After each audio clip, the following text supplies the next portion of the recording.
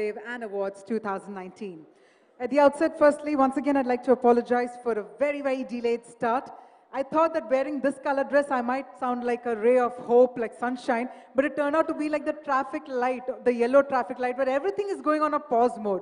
So my apologies for that. But let's get some energy from the audience. So here's what we're going to do.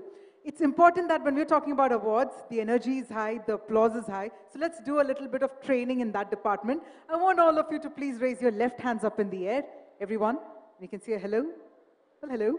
You can keep that left hands up in the air. And maybe you can try clapping only using your left hands if that's possible. That's not working, but your left hand and the one sitting next to you. Your left hand and the one sitting next to you. Can we come together and probably clap? That's right. Use your left hand and the one sitting next to you. Yeah, that person's left hand. Super, and make some noise. And now can we all come together with our own hands and make some noise? Come on, let's bring the energy back in the air. It officially means we're about to get started right here, right now. So yes, ladies and gentlemen, welcome to the third edition of Realty Plus Interior Exterior Conclave and Awards 2019. And ladies and gentlemen, in fact, Realty Plus, moving from the pages of print magazine, now also curates television series, which is Sai Presents Realty Plus show on Republic TV. Now, this also deciphers the nuances of real estate for the common man. Now, the latest in line of its new products is the Interior and Exterior Conclave that discusses the convergence of architecture, urban design, and real estate development. Realty Plus, the voice of Indian real estate, has always articulated the changing trends of the sector and also recognizes the role of building product manufacturers without whom the complex designs and the innovative construction would not be possible.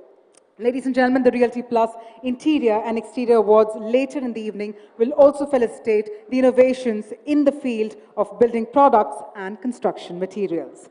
On that note, let's once again thank our partners for today's event. Our title partner, Sai Estate Consultants Chambur Private Limited, powered by LIC Housing Finance Limited. Scroll of Honor partner, ThyssenKrupp Elevator India. Smart Living partner, Smart Home INEX. Print partner, Canon Vare, as well as our luxury automobile partner, Navneet Motors, our industry partner, Sahib Realty, wellness partner, Bio Ayurveda, creative partner, Another Idea, social media partner, Brandnity Plus Design, live streaming partner, 24 Frames Digital, and community partner, Exchange for Media and Business World. Well, on that note, let's set the tone for the evening, and I'd like to invite on stage Sapna Srivastava, who's the editor of Realty Plus, to please come on stage, and let's welcome this lovely lady on the stage with a huge round of applause.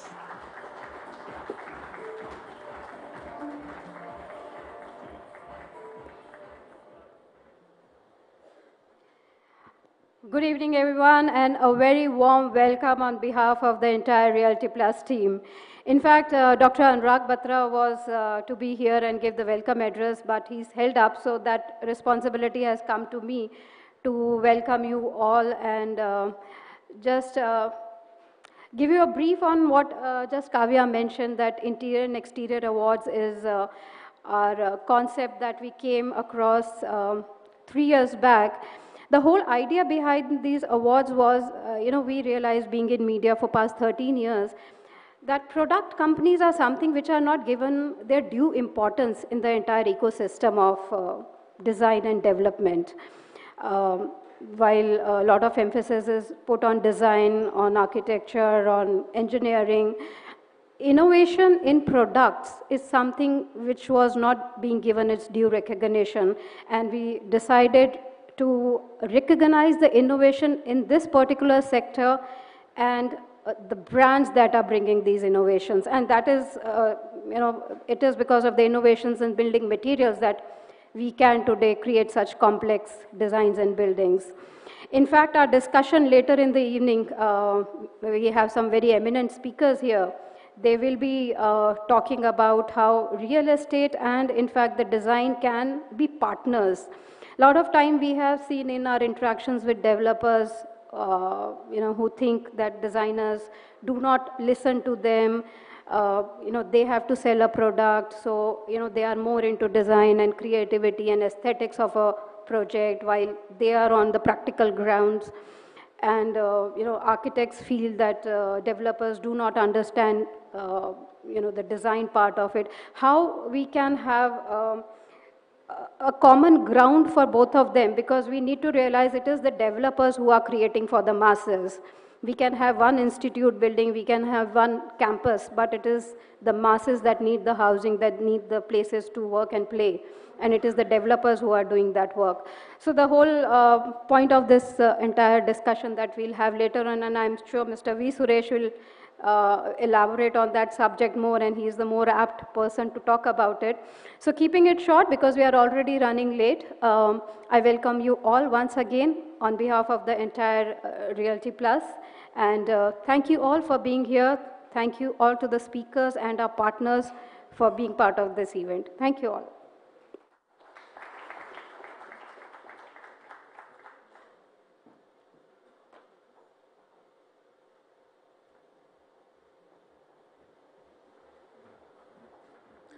Thank you very much, Sapna, for setting the tone for the evening. Well, before we get started, we also have a couple of partner AVs that we'd like to play across. So let's quickly have the AVs on the screen, please.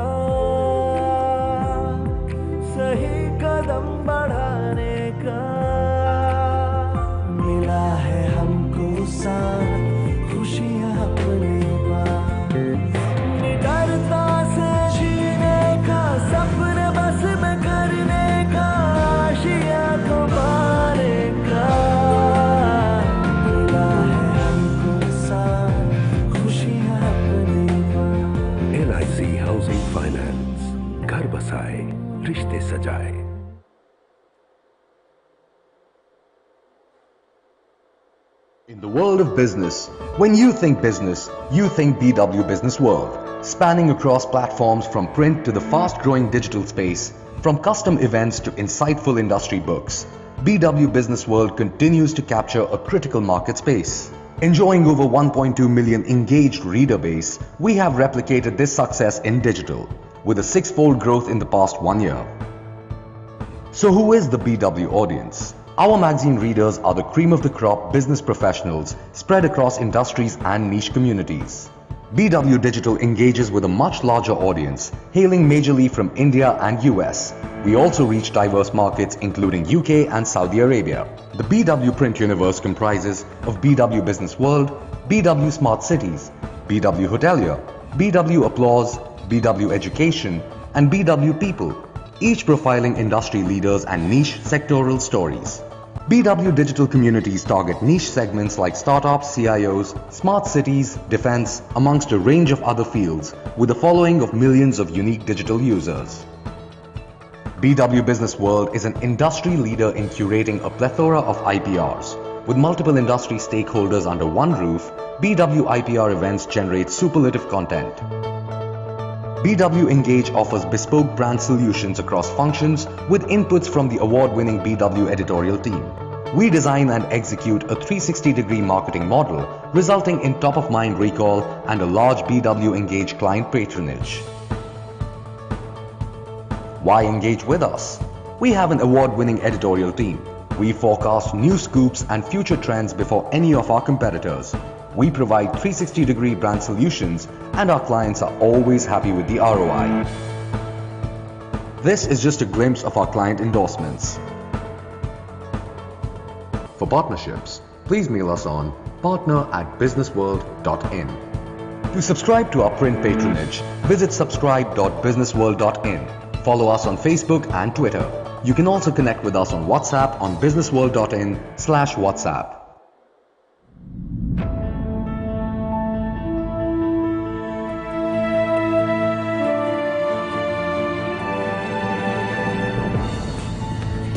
New and unique, Twin from ThyssenKrupp Elevator is the first elevator system to feature 2 cabs operating independently in one shaft. It's a technology that enhances efficiency. Using Twin minimizes space, time and costs. Twin systems can be individually customized and offer a high level of comfort and convenience. A worldwide innovation from ThyssenKrupp Elevator. In major cities around the world, demand for space-efficient architecture is growing. This is where standard elevator systems hit their limits. Time for a modern solution. Time for Twin. Whether it's for new buildings or modernization projects, our experts provide advice on planning and designing custom solutions. Central to every Twin solution is the intelligent destination selection control. It's easy to use and tailored to passenger needs. Users simply tap in the floor they want on a touch screen, and in seconds are directed to the cab that will take them there fastest. Passengers benefit from shorter travel and waiting times. At the same time, fewer empty trips and fewer stops mean lower energy consumption. Various special code-controlled functions can be integrated in line with customer requirements. And if the need arises, one of the 2 cabs can be parked, while the other serves all floors as a standard elevator. The system can be controlled and monitored conveniently from the computer. Fast and safe. Twin cabs can travel in the shaft at up to 7 meters per second. Ideal for our modern society, where efficiency and speed are so important. Twin means 2 cabs, 1 shaft, 0 crowds, wherever you are. The 22 Twins with 44 cabs installed in the Moscow Federation Tower add a whole new dimension to time and space.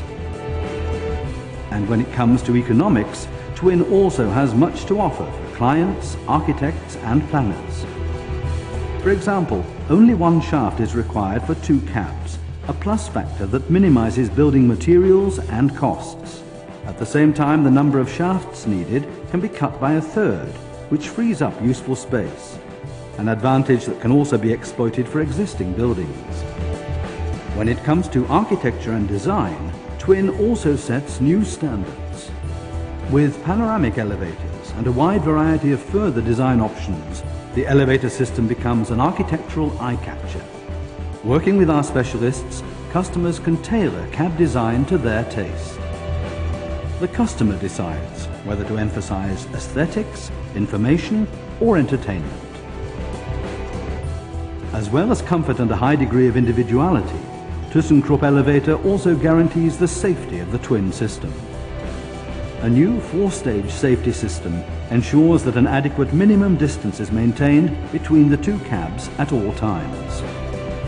The high safety standards of the Twin system are TÜV certified. Reasons enough to start using this innovative passenger elevator system today.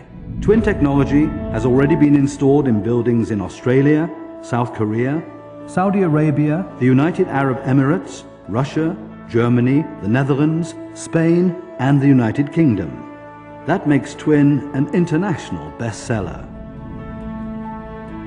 A modern generation of elevators is pushing the limits of upward mobility around the world. With the Twin, ThyssenKrupp Elevator is opening up new perspectives for the efficiency, design, and comfort of elevator systems, now and in the future.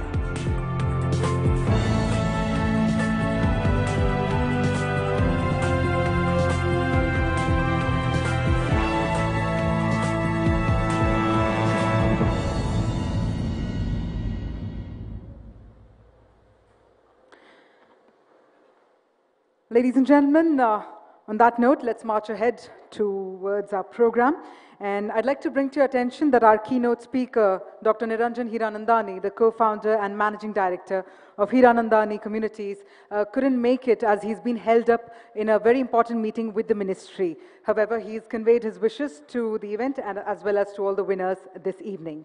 But on that note, let's march ahead to also invite our next keynote speaker, and we have his august presence with all of us this evening, the very renowned and the veteran of the industry. We have with us Mr. Vasudevan Suresh, who's the chairman of the Indian Green Building Council and former chairman and managing director of HUDCO, a civil engineer with an experience of more than 54 years. He was also the former chairman and managing director of HUDCO and also now the member of expert group for the EIA Infra 2 projects of the Ministry of Environment and Forests and Climate Change. He's also the chairman of the CII, Indian Green Building Council, chairman of IGBC Green Cities Rating Committee, chairman of BIS Housing Committee, vice chairman of National Building Code of India, and member of the Smart Cities Committee of BIS. So please put your hands together to welcome on stage the veteran himself, Mr. Vasudevan Suresh.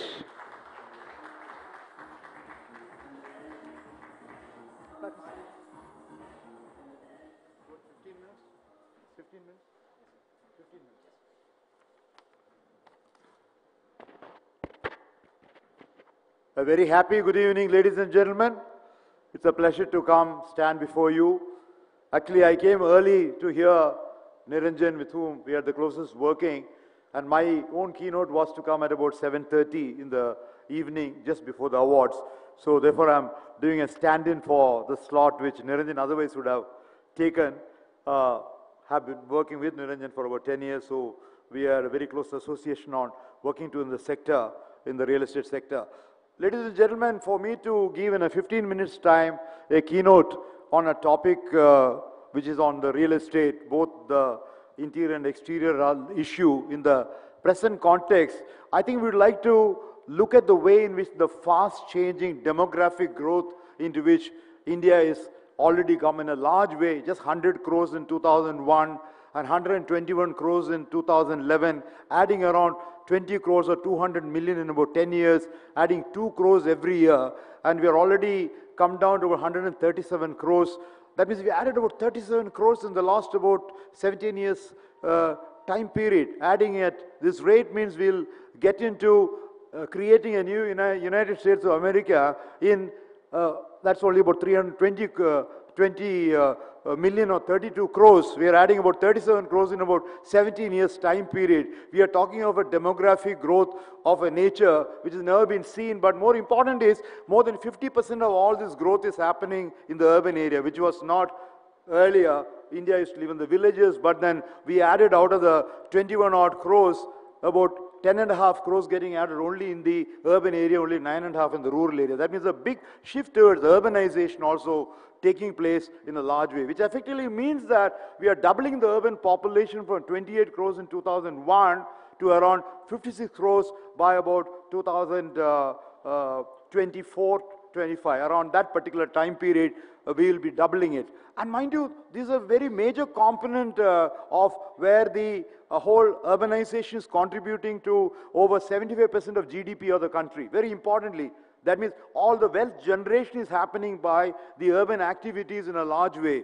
The village economy and the agrarian thing is contributing only 22% of GDP. So if that's going to be an important sector with about over 70% of GDP, 70 to 78% of GDP, and only occupying around 4% of India's land mass. Believe it, around 78% of GDP contributed by all your cities and towns in the overall India's land mass. All these cities, around 7,313 cities and towns, just occupying only 4.5% of the land mass. So when you're going to double the population from 28 crores to about 56 crores, you just cannot do it the way we used to do business as usual. Either you go vertical or you go horizontal into new. You require a new paradigm shift in the planning of cities and designs, by which your urban land footprint has got to increase from at least from 4% of India's land mass to at least about 8% of India's land mass. To that extent, we are opening out into peri-urban areas, the new towns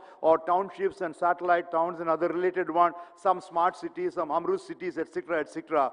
But most importantly, the vertical growth is happening. A phenomenon that is very, especially if you see, if we are used to maybe around 20, 30 stories in the 70s and 80s, we are moved down in the 90s towards about 30s to about 40s, and we are now coming in an area about 45, 50, 60 stories development. Tall buildings are also coming as an important one because land is an important resource, and therefore the whole design issues undergo phenomenal amount of changes that's happening into the skyline of most of the big cities or the mega cities of India.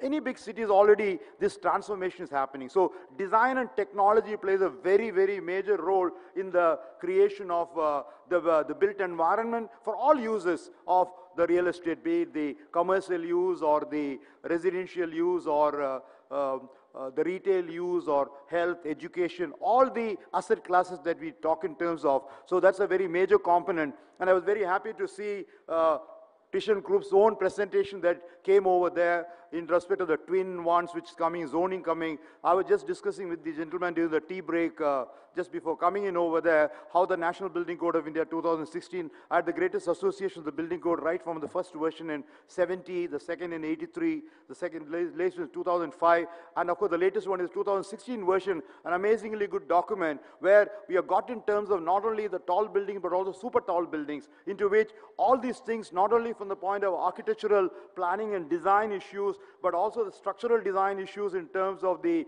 whether it's going lateral loads of earthquakes or wind, especially higher levels beyond 30 stories, wind is dominating in a large way issues, but more important, the MEPF issues. MEPF issues is going to be a very, very major component even in the type of tall buildings that has come over in Dubai and other parts of the country of the world. We have been able to see the mechanical, electrical, plumbing, firefighting issues going to be a very, very major issues in vertical transportation, or the fire safety issues, or the air conditioning issues, the zoning issues that's required, the plumbing related issues. All this is going to bring an interesting dimension of a multi-dimensional, a multidisciplinary approach required, wherein the architects, the structural engineers, the public health engineers, mechanical, heating, ventilating, air conditioning, lift, vertical transportation people, all have to work together as one team right from the concept level in a large way. It is, therefore, it's increasingly an area where challenges is going to come to all the professional team in a large way.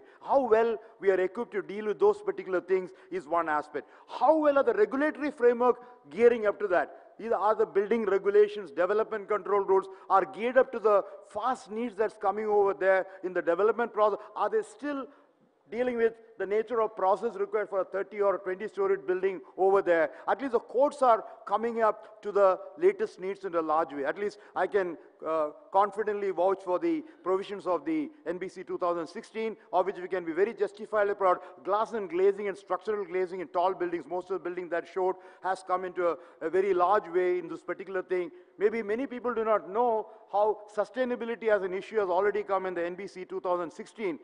2015, all the 193 countries signed the Sustainable Development Goal, SDG 2030, and that was 2015 September. 2016 version of the National Building Code, you got the Part 11 on sustainable development in a very large way. It's a very interesting component, and the first building code in the world to come. Now, that's a model now. Maybe when we wrote the first building code in 1970 and 83, we used to depend on the American codes, the Canadian codes, the Japanese codes, the German codes, but now we are much ahead. We have gone ahead for setting the trend for adding these new dimensions into our code. For example, information communication technology has come into the particular thing.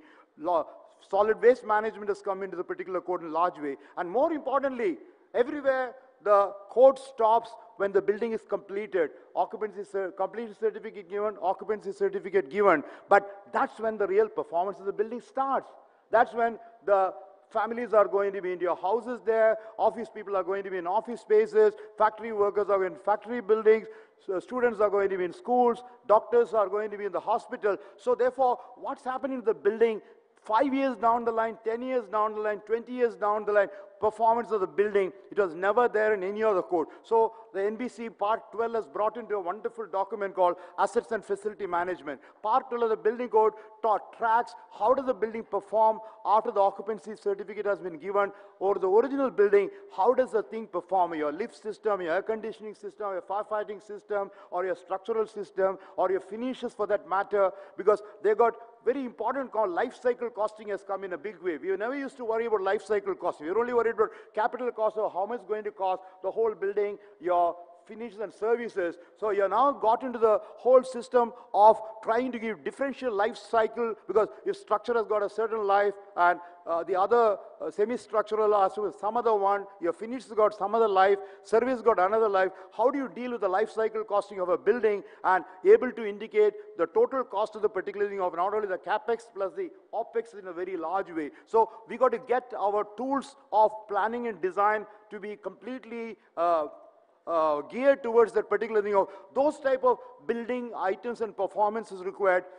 One of the gentlemen came over to discuss over there to brief about a paint that can last 20 years life or 15 years life or whatever. So we are just discussing actually, why do you want to have a paint to have such a long life? We would like to change that often or whatever. Or at least then, of course, we clarify that's for the exterior paint. Of course, I can understand, especially in the Hiranandani group, we used to have a wonderful exterior paint which can have a much longer life so that we don't have to change with the type of fungus and various types of thing with the monsoon coming, or other finishes required so that your maintenance cost on the building comes. The issue is largely maintenance cost of the building, especially for those surfaces which are exterior or interior, to be done into a very large way. So the point that I was trying to indicate is the nature of buildings that we are all going to deal, each one of us in our own lifetime over there, over the next about 10 years time period, 20 years, are going to be very, very different from what we have done in the last around 5, 10, 20, 30 years time period. The building blocks are undergoing phenomenal amount of change.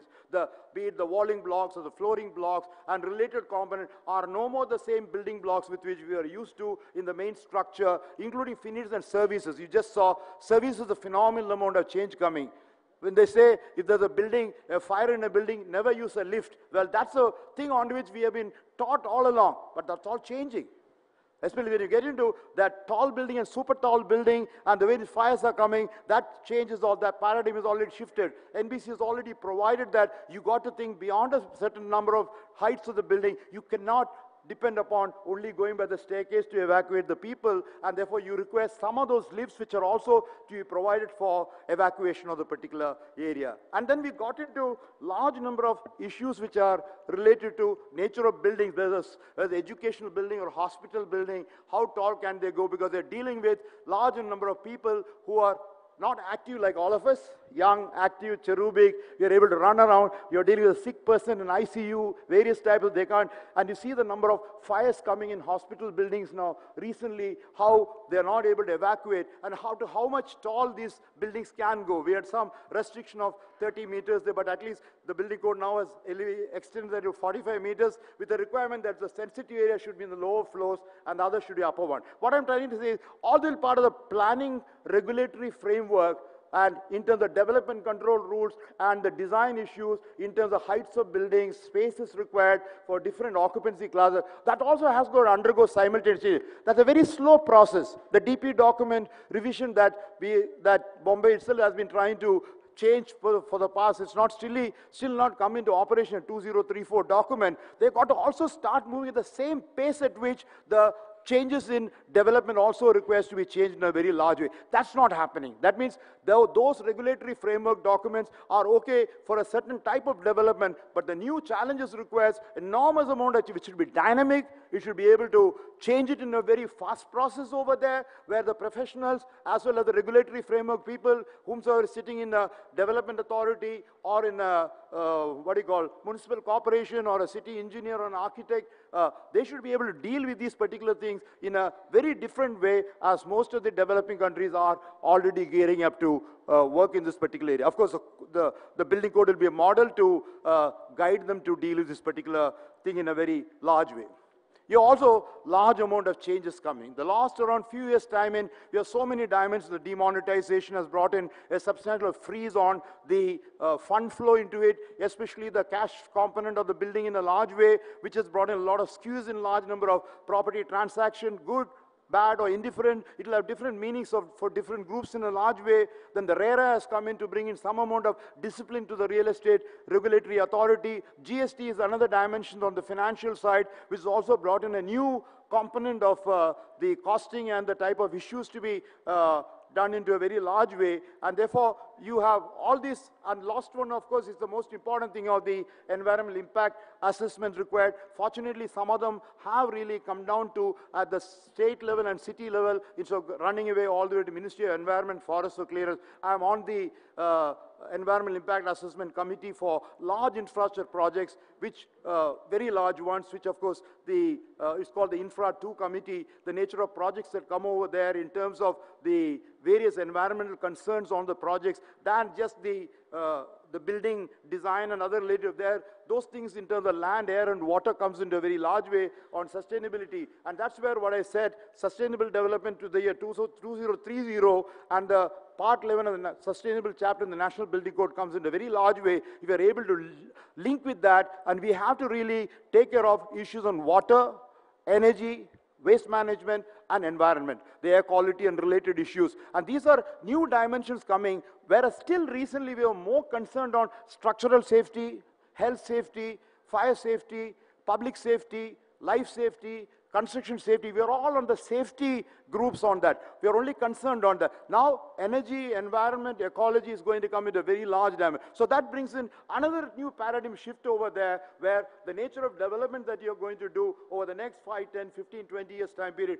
will have these dimensions coming into a very large way. So these things will also get reflect the development control rules in terms of the type of incentives coming. Since I happen to be the chairman of the Indian Green Building Council, which is a 18-year-old organization with the rating of buildings, a platinum building or a gold building or a silver building or a certified building, which will bring so much percentage of energy saving, 30-40% energy saving than a conventional building, or water saving, or waste management efficiencies, and greening and the carbon footprint reduction, etc., etc. Again, new dimensions coming, which were not a concern. We are not very much worried about it, but then clients are concerned. Large number of clients who want to use commercial office space, they are asking. They are going to demand. The people from the demand side is going to ask, and not from the supply side. We are all the supply side. Architects, engineers, builders, we are all on the supply side. Demand side people are now demanding, is your building green? I won't take it because it's not going to be just your cost for your square feet space for your bare shell or whatever, but I got a continuous saving on the water cost, energy cost, air conditioning cost, etc., etc., etc. They are now demanding. So that puts a large new pressure in the context of our discussion of how does design and technology matter in your whole process. So therefore, we got to get oriented towards that particular need in a very large way. And this movement is catching up very well over there. Well, just about 2001, the green building movement started in India. We just had one building of 20,000 square feet coming off the building which is done by Karan Grover in Hyderabad, the first platinum building in this country. But we have come a long way. 17 years time period. I'm very happy when I'm standing in front of you that we have the Indian Green Building Council itself has about 6.64 billion square feet. That's 664 crore square feet of green footprint coming for all type of building. Residential building, commercial building, office building, school building, hospital building, factory buildings. All type of asset class of buildings are there with about 25 rating systems available as against your USGBC lead rating, where the IGBC rating system is coming down to adding around roughly, as I said, 1 billion square feet or 100 crore square feet of area coming for under the green footprint. And that's going to be yet another dimension. How well are we geared to deal with making the building conventional as against the green building? Are we really equipped to deal with that particular thing fully the way we would like to do it? It brings in a lot of new consultants, the envelope design to be done, energy saving, passive design and active design to come into large way. And therefore, that's also now come in the part 11 of the code. Now, governments are recognizing that. Many states have already recognized that. They are making that as part of the development control rules. For example, Rajasthan is giving 15% additional FSI if you are making it a platinum building, a 10% additional FSI if it's going to be a gold building, 5% FSI if you are going to do it this one. And many states are doing, and local bodies are giving additional incentives for your property tax reduction, continuous reduction of property tax of 20% less, 15%, because that you are paying year on year. One is the capital cost, what the builders will get benefit, the property tax, the people who are going to use the building will get the benefit of that. So incentives are also coming in this area of the green building component in a very large way. The professions are increasing. We are roughly about 90,000 architects in this country, around 10 lakh civil engineers. But I would say maybe around 5 to 10% of this professional group number, which I just now said over there, might be geared towards doing with the green building component. So small number, but not bad. 10% is a good number. But others will be doing conventional building in a large way, but we got to get geared. So that means the new professionals that you deal with the projects, you have to make that particular thing sustainable and also go the green way. And how do you deal with that particular thing? It's not very difficult. It's not a, we have done large number of buildings which are environment-friendly buildings over there using passive, solar passive architecture, designs and all the orientation, all that particular thing. But now the new building products are undergoing change. The green products are going to come in this very large. Integrated window along with the solar photovoltaic panel. And also the other related issues of technologies in terms of various surface applications and all that on the heat gain reduction in the building and other related things. We are roughly around 400 products which are green products over there. That's very interesting. Green building materials and products in terms of the building construction material, in terms of services, in terms of processes. We never expected. Maybe around 20 years back, we would have all been happy that 1 ton of air conditioner, one room of 10 to 15 feet, 1 ton lagao. That means we thought a ton of air conditioning can cool roughly around 100 square feet. So it's all gone. We thought it all came down to about 200 square feet to be done with 1 ton. Now we have come down to a level of the latest building technologies have come with the air conditioning process, which can go up to 850 square feet per ton of air conditioning. 100 square feet, 1 ton. 850 square feet, 1 ton of air. That's a different type of air conditioner. The nature of air conditioners are undergo. That means your load on air conditioning can come down, collapse into a large way, which will also have a major thing in the energy reduction cost in a large. So we got to get geared to all that particular thing. That's why I use the word, the MEPF person will play a very, very important role in those particular aspects, be it in terms of all the water efficiencies that we have, whether rainwater harvesting, aquifer recharging, or wastewater recycling, primary, secondary, and tertiary treatment to be done, etc., are all important phases which will go into that. So therefore, the issue that I wanted to talk about is that we got to really, therefore, get geared up. The challenges are many in this area, and fortunately, Indian professionals, the architects, the structural engineers, interior designers, landscape architects, mechanical, electrical, plumbing, firefighting people, including assets and facility managers and green building consultants, are able to play a very, very positive role in this area. And there's going to be a lot of cross-fertilization taking place. This process, a lot of international professionalization will come in this area. Large number of international consultants are also finding opportunities, because India is a great place of opportunities. How do you work with those particular consultants, be it on architectural or planning, or working together with Indian groups over there, or structural engineering, or other related consultancy becomes an important one, because large number of solutions for those services are already started seeing the light of the day in different parts of the world. Like, for example, the twin one, which Tristan Group talked in terms of, which already come in so many of those things. I have just come back from Australia and New Zealand after 3 weeks, and the phenomenal amount of technology intervention that's gone over. We will take maybe another 5-10 years for some of them to come. It will come. It's a matter of time. But we can get geared up. Now, right itself, we don't have to wait for a long period. On various areas, this is undergoing. And use of solar energy is a very, very major component, which is going to be very important. And water management technology is going to be a big one. Today, if you go to Singapore over there, every drop of water on the sewage is recycled. If you go over there, they don't even call recycled water. It's called the new water, NEWATER.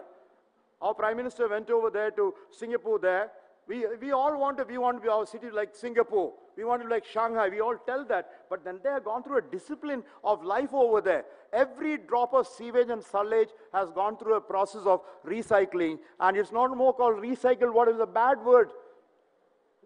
Grey water and black water to be and the whole process at the end of the particular thing, the Prime Minister of Singapore takes that water and drinks that.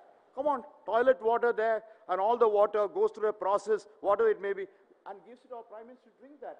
So the word is called new water, NEWATER. So 100% recycling. None of the Indian cities have got recycling done. Only one city is Bangalore, 16 MGD out of 40 MGD being recycled with a primary, secondary, tertiary treatment. All our bad water goes either into river, partly, some part treatment coming, remaining goes into river or sea, etc. Major change will happen. Therefore, these are our areas where the nature of change in design and technology, which is the theme of your session, will undergo change on that. Please tell me how much time more you got? I go wind up? Right time. I thought so much. So therefore, I think what is required, we don't have, it's an issue on which we can keep on talking for a long time period. A major paradigm shift will come in the attitude towards the new built environment over the next 10 to 20 years time period, more so because they've got major challenges of limited land available, going into more verticalization of the building into a large way, and sustainable development features to be incorporated in this particular area, and how well our professionals are geared towards that, how well we can bring good teams which can work well. And the best ones which are going to succeed, take my word, ladies and gentlemen, are going to be those type of design teams which has got an integrated, holistic approach to each one of these issues which I talked about. And if you do that particular thing, and I'm sure they'll all succeed. And already we are getting clear signs of such good groupings coming, either within India or along with international companies in a large way, and I'm sure it will come into a large way. And the last word on which I want to close my presentation is that India is going through a very, very major changes in all cities and towns. Maybe what is required is we need to take into account, I was discussing on the table also a good discussion on the metro related one. And it's a very important, urban mobility is going to be even nothing to do with the building by itself per se, but that's going to be a very, very critical issue which is going to also decide on the shape of the built environment coming. What are we doing into the mass rapid transit system or transit-oriented development, including transportation nodes as a major component, using land as a resource with real market values coming into a large way, is going to be again a new way into which things are going to undergo change, because you can't have the large transportation costs now coming from the work area and living area, 30, 40, 50 kilometers, doing 2 to 3 kilometers distance. All that you require with the TOD approach is going to be the way most of the cities all over the world, the good ones, are already changing towards that. That makes a major shift over there in the planning norms, the zoning norms. You have to have, therefore, mixed use development of a very large nature also into a large way. I'm sure these are changes that will happen. And all that we need to do is get geared up, keep our eyes and ears open, be fresh, and more importantly, while professionals will do that well. And I'm very confident the team around which the table I'm sitting, each one of them are doing amazingly good work there. But the regulatory environment should equally be aware, they should be conscious, they should also be responsive to that particular need. The earlier they do, the better. And on that positive note, I want to say thank you very much for the opportunity given.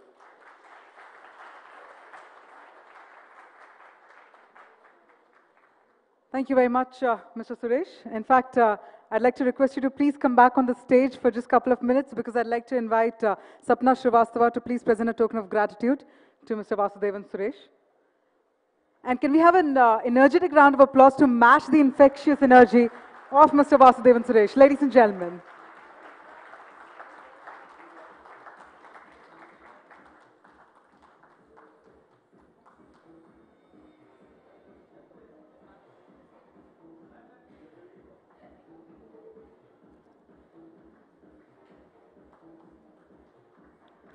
Thank you once again, sir.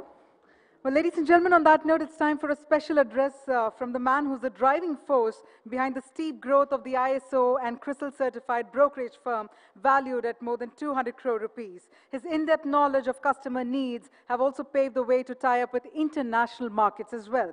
Being a radar certified organization, he aims to redefine the brokers and the broking industry in the minds of the consumers. He specifically wants to reach out to the consumers who can afford homes of less than 1 crore rupees and make their dream come true. Ladies and gentlemen, please put your hands together as we invite on stage the very dynamic Mr. Amit Wadhwani, Managing Director, Sai Estate Consultants Chambur Private Limited. You have a lot of fans. Hi, very good evening, ladies and gentlemen. I'll pardon the lady for certain stats. I'll correct those stats later. It is always a pleasure and a very difficult task. But sir, मुझे हमेशा मौका मिलता है आपके बात करने का. So markets are tough. It's difficult to sell, and now it's becoming difficult to speak also after such a dynamic orator. But this is, I think, my hat trick. I'm speaking after you have spoken for the third time in this. We start saying calendar year, but money is on the mind, so we keep saying fiscal year. So it's such an honor and pleasure to be here. Realty Plus, I always feel that I'm coming back home because of Dr. Anurag Batra, Tripti and Sapna, all three. Our journey started about. So just as a disclaimer, I don't own any equity in the magazine, nor do we have any partnerships. But it's the heart-to-heart kind of connection. And I'm a big fan of what Dr. Anurag Batra does in terms of putting heart and soul. He's always very positive when it comes to any event, when it comes to anything that has got to do with, for that matter, any industry. We also do a show which is called Realty Plus on Republic Television. And for those of you who would not know, there's a movie named Main Khiladi Tu Anadi. And it took me about 1 year, the Saif Ali Khan, and he was the Akshay Kumar. I convinced him for 6 months. Wherever he used to go, I used to hold his bag and move behind ki sir ek show saath mein karte hain. Then he said, "ठीक है, next time बात करते हैं." It's very difficult of those of you who would know Dr. Batra. Dr. Batra is our Anurag Batra, not the Dr. Batra. It's very difficult to get his attention span. सही है? Yeah, because he's so dynamic. So that's about him, and I feel that this is the third year that Sapna and Tripti are planning this, and this has been a big hit. I only want to tell you one thing, how important interior and exterior has become today. Few days back, we had a video on social media, right, about a developer's Sherawood walls are being cut by a consumer, saying that pipes yahan se ja rahe hain. So the consumer today, apart from complaining about poor brokers like us, and then we make headlines in the newspapers that brokers misguided consumers, they are also focusing on your product. So it is not only the price point, it is not only on-time possession, it is not only the honesty of the intermediary, it is also very important. पहले ऐसे होता था, अशोक जी, hi, nice to see you. पहले ऐसे होता था sir कि आप बिल्डिंग दे देते थे, ओसी ला करके आपका काम कंप्लीट हो गया. बट अब मुझे ऐसा लगता है, थैंकफुली मैं बिल्डर नहीं हूँ तो मैं बच गया. ये सच बात है. ओसी देने के बाद में भी you don't know what video will come up on social media, what will come. So I think it is overall good for the industry because there is higher accountability. The consumer also is more informed. He's expecting the moon. But somewhere or the other, 20 years, we were not as regulated as the FMCG or the consumer durables. So now that regulation is coming into play, any change is stressful. Anybody who is paying even 30 lakh rupees an apartment would not want to see leakage, seepage and these things. So the chalta hai attitude is out of the window. Also, because I'm the favorite child if I'm allowed to say, of the regulator, but I'm happy to be, now we are in Baroda, Ahmedabad, Surat, Mehsana, Goa, Thane, Navi Mumbai, Mumbai, Pune, Nasik and Shirdi. That's where Sai Estate Consultants operates. But, so we have dealt with the Gujarat regulator also, we have dealt with the Karnataka regulator also. But I feel to have a regulator like Maharashtra was very, very, very much required. Because if you've worked, जैसे होता है ना बच्चे exam देते हैं तो सबसे tough exam आपने दे दिया है, अब देश भर में आप आराम से बिजनेस कर सकते हो because you've done business in Mumbai and Maharashtra.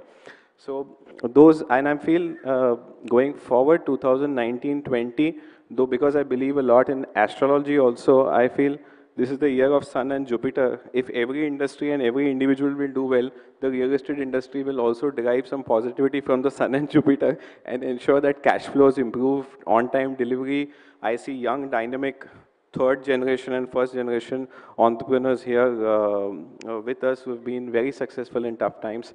So I am very bullish about Indian real estate as long as you're not trading on it. The fundamental says, would you buy a burger from McDonald's and say that let me preserve it for 2 days, कल मैं थोड़ा महंगे भाव में बेचूंगा? Does it happen? It doesn't happen. So if we do not encourage our consumers and investors, कि you put in money today and tomorrow I will sell at a higher price point, allow them to take a decision based on end use. अगर आप घर को खरीद के use करोगे, तब आप वो घर खरीदे. So many end users in the market.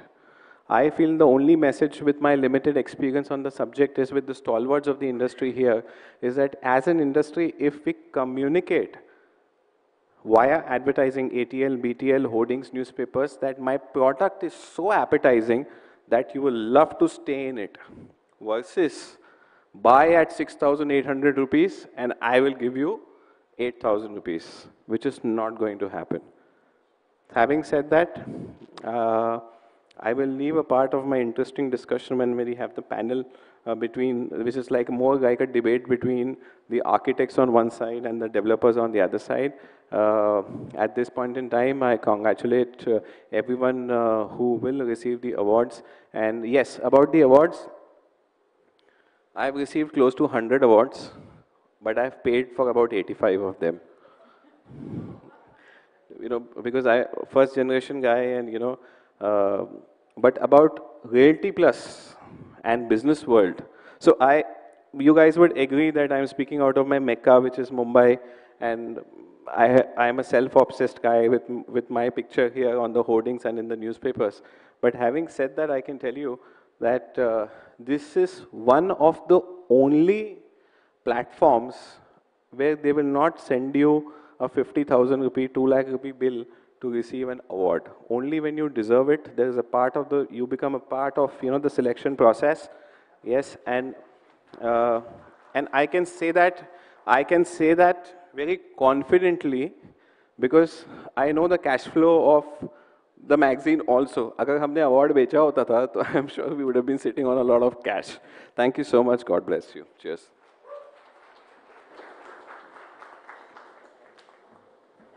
Well, Amit, I'm going to invite you back on stage, please. And I'd like to request Sapna Srivastava to please present a token of gratitude once again to Amit Wadhwani. It's amazing how you often always come on stage and have something amazing to share, whether using burger as a metaphor, even then. But most importantly, every time I introduce him and share certain statistics, the statistics are always growing, which is why he needs to keep correcting me. Usually it doesn't matter, but now, you know, we are also looking at a private equity dilution. So, आप 2,000 को 200 बोलेंगे तो फिर मतलब it will hit me below the belt, you know. Well, rightly said indeed. Can we have a huge round of applause? Ladies and gentlemen, one more time for Amit Wadhwani.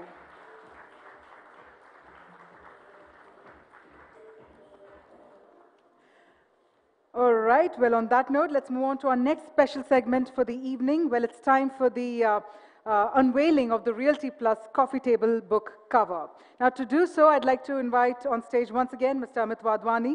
I'd like to also invite architect Ravindra Punde.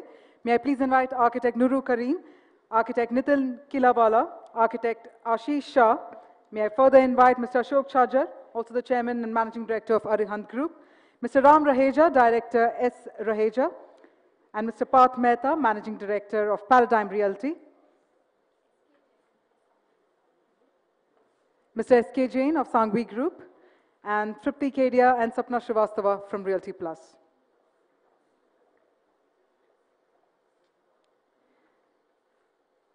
Well, this is also one of the most important moments of the evening, which is the unveiling of the cover for the forthcoming Realty Plus coffee table book on India's top 100 building materials brands, the pillars of real estate.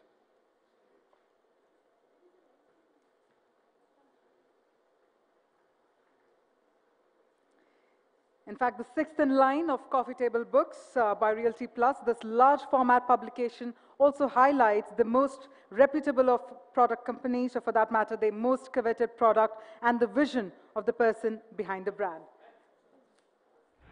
So let's have all of you come together to unveil the cover for our coffee table book.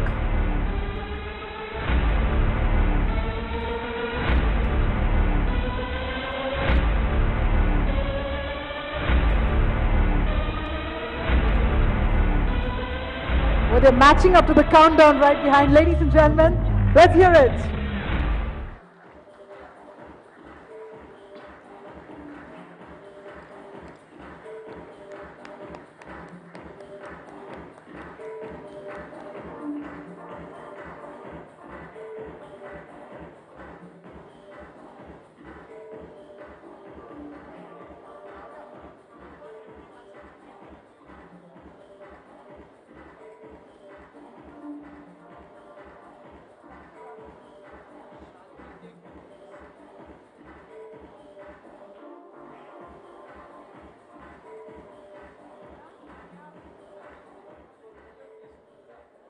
So we'll have one more of that Kodak moment or Canon moment.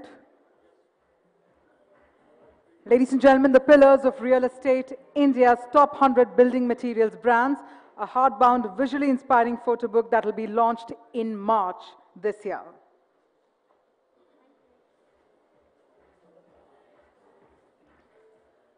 Thank you once again.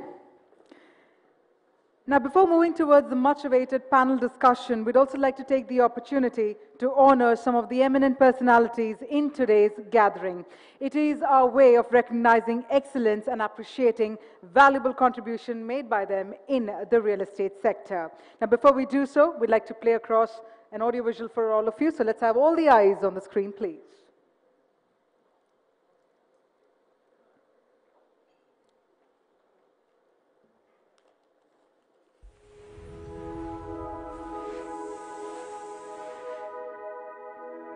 (1854), the birth of the elevator. This invention changed the way we live. One cabin, in one shaft, on one rope, traveling up and down. A principle that hasn't changed for 160 years. 2003, the twin elevator changed the industry. Two cabins, independently in one shaft. But elevators are still pretty much the same. No significant evolution for 160 years. In the future, more and more people will live in megacities. Today, building development is constrained by the forms of mobility available. A revolution is required. We started to reinvent the elevator concept. What if we were to omit the rope and have a direct drive as part of the elevator cabin? What if we were to provide more than two cabins in one shaft and let them circulate in a building? What if we were to invent a groundbreaking system enabling the cabin to move not only vertically but also horizontally?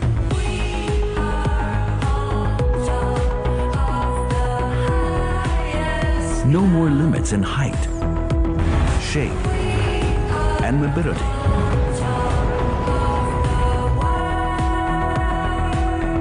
There are multiple possibilities.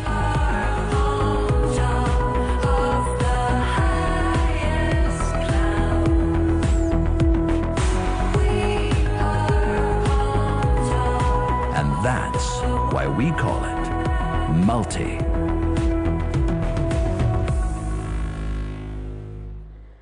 Ladies and gentlemen, we thank our Scroll of Honor partner, ThyssenKrupp, for their support in this initiative. So now I'd like to invite Mr. Rajneesh Ramu, Vice President Marketing with ThyssenKrupp Elevator India Private Limited, to please come on stage and share a few words.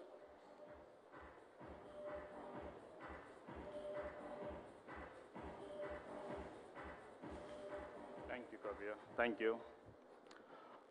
Friends, it's always a challenge to speak after eminent speakers like Mr. V. Suresh and Mr. Amit Wadhwani. The basic reason, because the audience expectations really shows that high up, as Mr. Wadhwani mentioned, the stock market. Well, let me see how I can attempt that. We got two beautiful products to talk about and meet your expectations. The video what you just saw about, the audio visual, was of the most innovative elevator today globally. It's called the Multi by ThyssenKrupp Elevators. Now, when we conventionally think of an elevator, what comes to our mind? What we get to see is a vertical shaft, a blank shaft, with a cabin, an elevator in which we move, hooked up to a rope or cable that moves up and down. But as the buildings are growing taller and taller by the day, after about 1640 feet or about 500 meters, the weight of the cables become far more difficult to manage technically and design-wise. And that's where Multi steps in, friends. That's where Multi steps in.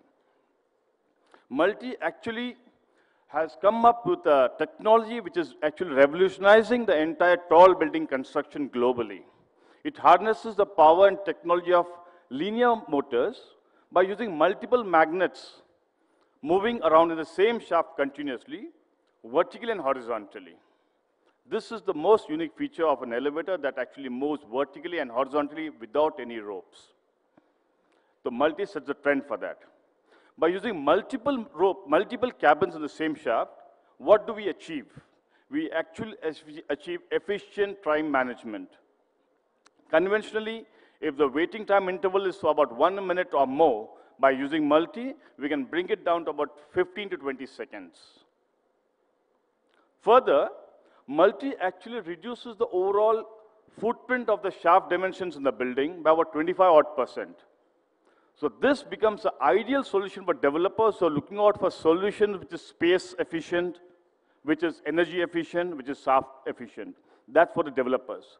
Now, there's a big lot of community, a respected community of architects out over here. What is it in Multi for them, right?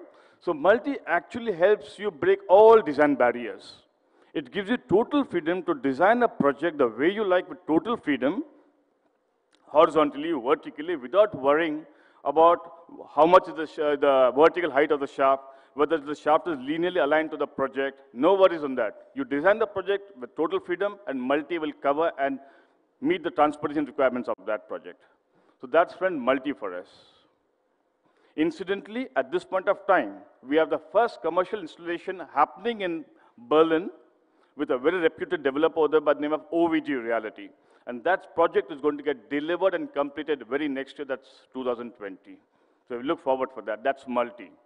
Now let's talk of Twin, as Mr. Vasudevan mentioned, Mr. Suresh mentioned about Twin, right? Have you ever heard of a concept wherein you have two elevator cabins moving in the same shaft? Okay? Two elevator cabins in the same shaft. I am sure most of us would not have heard of that. Apart from that, you have these two cabins flying independent of each other. That's Twin for us. Floor space index in the country, especially in the metros, has become increasingly difficult and more dearer, more and more valuable. If in the tall building, if we use the conventional elevators, there are instances wherein the elevator bank, the core uses almost about 30% area of the floor plate. That's quite a percentage. That's quite high a percentage. By using Twin, we can reduce the total number of elevator shafts, which actually gives back to the elevator almost about 25% additional space to sell per shaft per landing. That's huge area that the developer benefits to sell. And the kind of prices that we see, skyrocketing price per square feet in metros, that's a huge commercial proposition that the builder can make use of. Along with this Twin, we also have a system called a DSC, that's a Destination Selection Control, which enhances the traffic management capabilities of the Twin project, which we just saw. I think the organizers can run the video of Twin also subsequently in the break or sometimes so that the audience get to know what Twin is. So friends, my submission over here was very brief to just have a sneak peek of Multi and Twin. And those developers, architects who are keen to know more about this, would request you to kindly touch base with us, write to us, and we'll be happy to come and interact with you and your team to explain more detail both the concepts, especially Twin, which is very relevant to the Indian market today with the high-rise coming up. And we can actually prepare a small proposal for your projects using Twin. Thank you.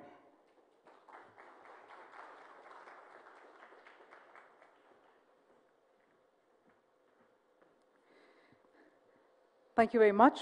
Ladies and gentlemen, on that note, we now present to you the Realty Plus Scroll of Honor. And I'd like to also inform that all those who are felicitated, we're going to request you to please remain back so that we can have a group photograph as well. So with that, let's get the Scroll of Honor started. And I'd like to invite Mr. Manish Mehan, Director Operations and Whole-Time Director with ThyssenKrupp Elevator India Private Limited, to please come on stage.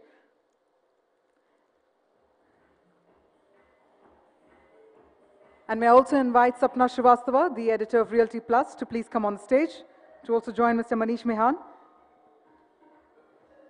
So we shall be announcing the names in the alphabetical order, ladies and gentlemen. And as I had informed all of you that the Scroll of Honor is our way of recognizing excellence and appreciating valuable contribution made by these stalwarts towards the real estate sector. So let's go on and let's get the Scroll of Honor segment started. First up, ladies and gentlemen, please put your hands together as I invite Mr. Ashok Chajjar, Chairman and Managing Director, Arihant Superstructures Limited, Arihant Group Design, to please come on stage. An entrepreneur with a love for art and construction and design, he also comes with skills of structuring a business model and has always nurtured a business from the beginning to the end with best practices. Today, the group has 17 projects in hand and spans 13.7 million square feet with 13,500 homes. Ladies and gentlemen, Mr. Ashok Chajjar. Would you like to share a few words, sir?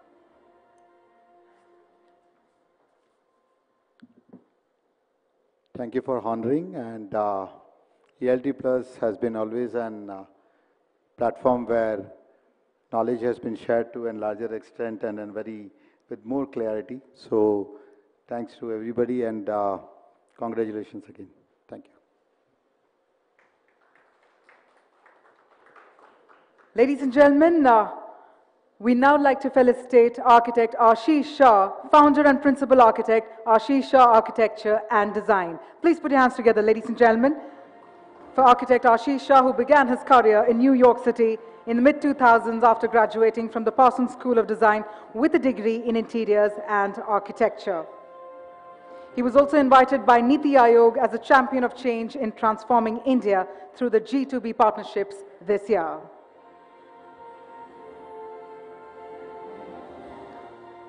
Well, Architect Shah, if I can request you to also share a few words, probably. We're going to request all the ones who are being felicitated to please share their vision and their words.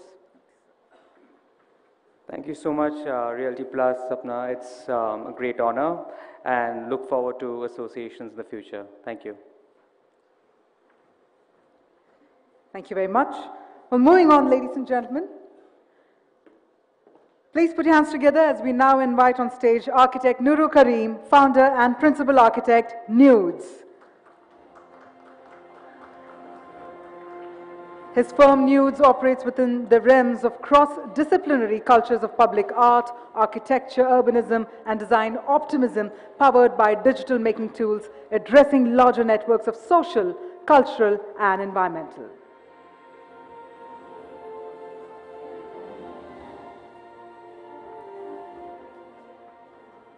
Well, thank you, Realty Plus. This is an incredible honor, something I wasn't expecting. But I've been here since noon, and I've seen a range of presentations. It's been a very enriching experience. Some wonderful presentations by Sanjay Dutt and Facebook team and Mr. V. Suresh. So thank you. It's a great honor. Thank you very much.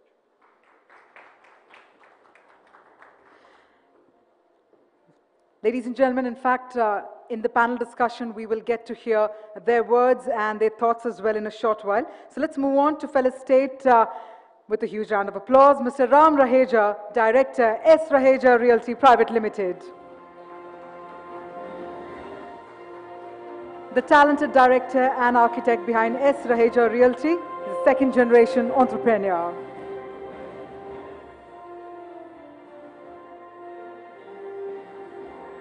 He's also a developer with an international perspective and very, very design-oriented.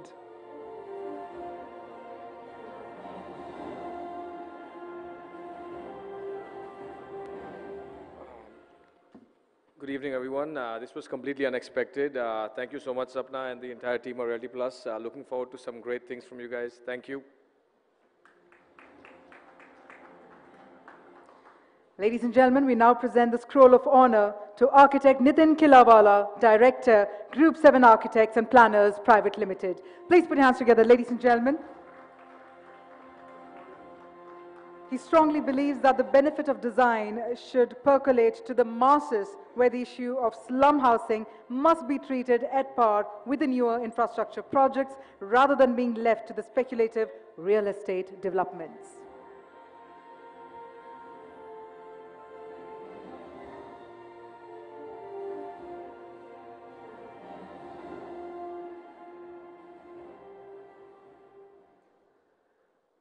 Good evening, friends. It's again not really expected, but thanks to Sapna and all the jury members, and I feel proud that I am in good company of receiving this honor.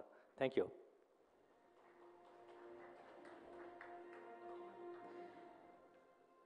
Ladies and gentlemen, our next recipient of the Scroll of Honor, please put your hands together for Mr. Ravindra Punde, co-founder and principal designer, Design Cell. Well, he's someone who uses his practice as a laboratory to pursue lifelong interest in architecture and urban design as a living design medium.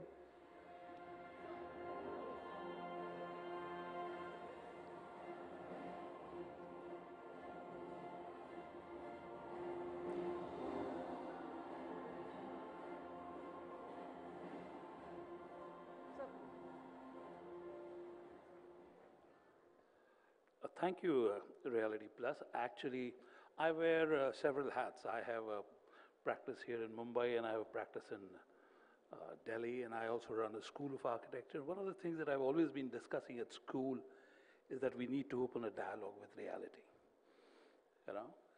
the real estate community. And I think this is a great opportunity, and I must say thank you for giving us this opportunity, and I hope we can actually do a lot of things together, and it's not one against the other. Thank you.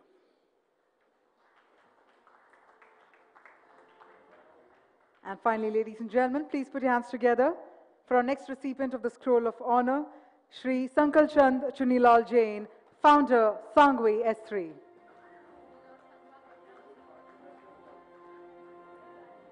I also request Dr. Anurag Batra to please come on the stage, to please present the Scroll of Honor. Ladies and gentlemen, can we have a huge round of applause one more time for the renowned name in real estate, Shri S.C. Jain, who's also been honored with the MCHI Lifetime Achievement Award for his contribution to the real estate sector.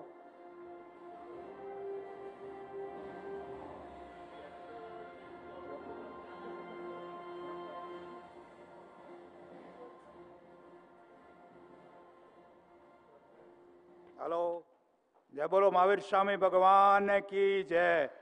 आप लोगों ने मुझे यहाँ बुला के ये मान दिया, इसके लिए बहुत बहुत धन्यवाद। धन्यवाद। और सब बाहर से पधारे हुए उनको भी बहुत बहुत धन्यवाद। जय Jinendra.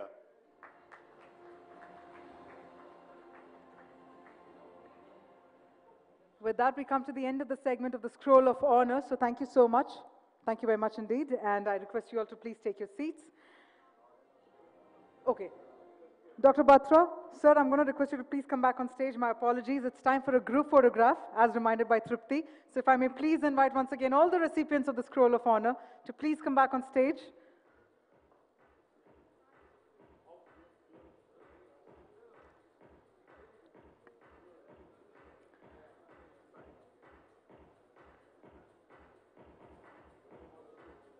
Ladies and gentlemen, one thing that I'm very sure of is the fact that when we have to define a civilization, we define it by the architecture of it. And I think this evening we have felicitated some amazing stalwarts and some amazing architects. So let's have a huge round of applause one more time for all of our Scroll of Honor recipients here.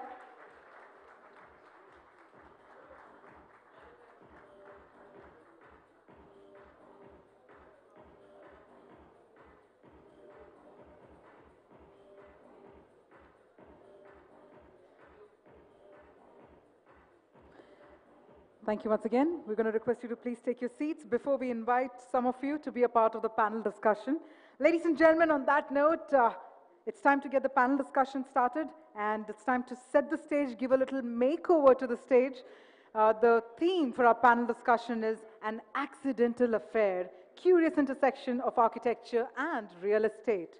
Of course, this session will be spearheaded and moderated by Mr. Amit Wadhwani, who's the Managing Director of Sai Estate Consultants Chembur Private Limited. So he will be the person responsible in extracting a lot of perspectives from fellow panelists. So we're going to take just a couple of minutes to set the stage for all of you for a very, very engaging panel discussion.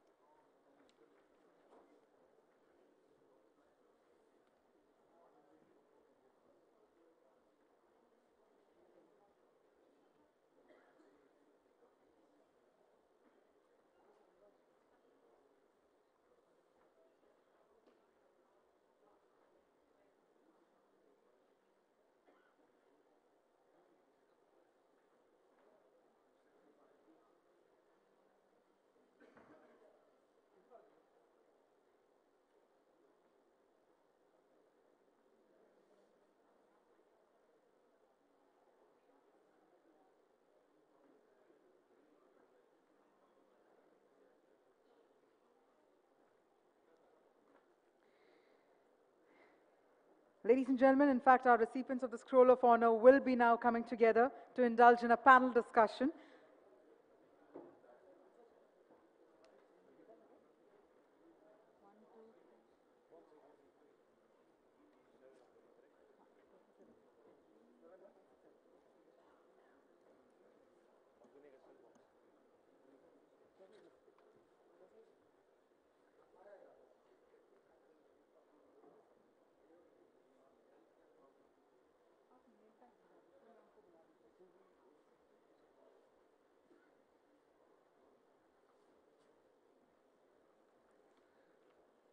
So meanwhile, let me also invite our panelists on the stage. May I please invite architect Ravindra Punde, co-founder and principal designer of Design Cell, to please come on the stage.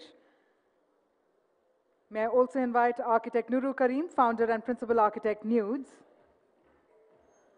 Architect Nitin Kilawala, director, G7 Architects and Planners. May I further invite Mr. Ram Raheja, director, S. Raheja Realty Private Limited. Mr. Parth Mehta, Managing Director, Paradigm Realty. Mr. Ashok Chajjar, Chairman and Managing Director, Arihant Superstructures Limited, Arihant Group Design.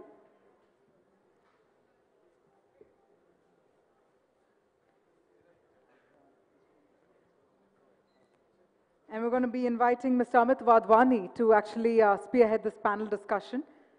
So if I may please also invite Mr. Amit Wadhwani to please come on the stage.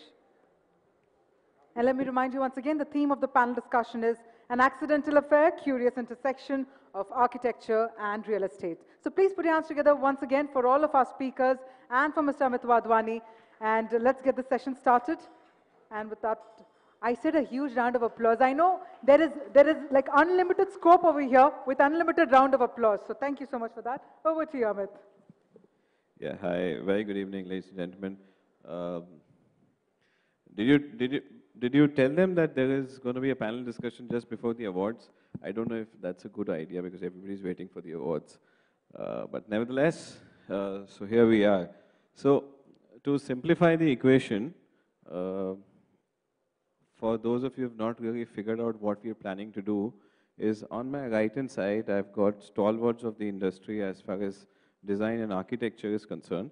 And on the left-hand side, I've got bright. The minute I say bright, we are not talking about Yogesh Bhai. I'm talking about bright, brilliant, talented developers on the left-hand side.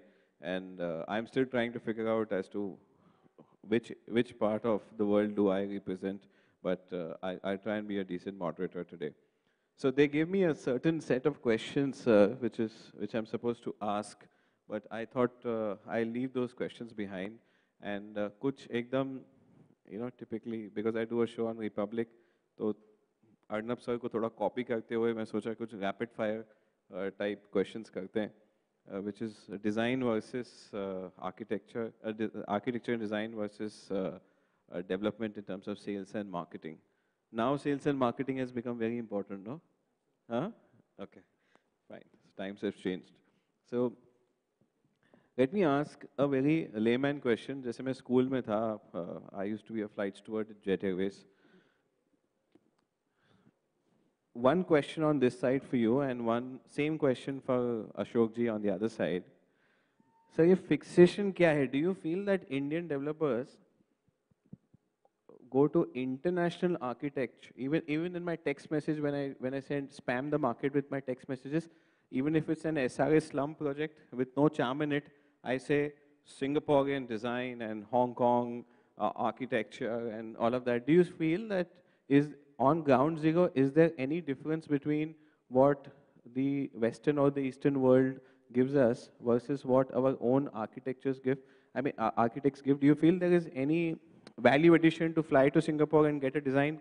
माल जल्दी बिक जाता है, आपको लगता है? Well, there are two things. One is, I think, as a developer, you're selling an aspiration. You're responding to an aspiration. And globally, we've kind of constructed this aspiration that there is one single notion of development. Right. And which is this Western notion of development, and therefore the identity sense comes from that, this thing. So I think that is one construct which is from the other side. There's also the other thing, because in my engagement with the Mumbai airport as a landscape architect,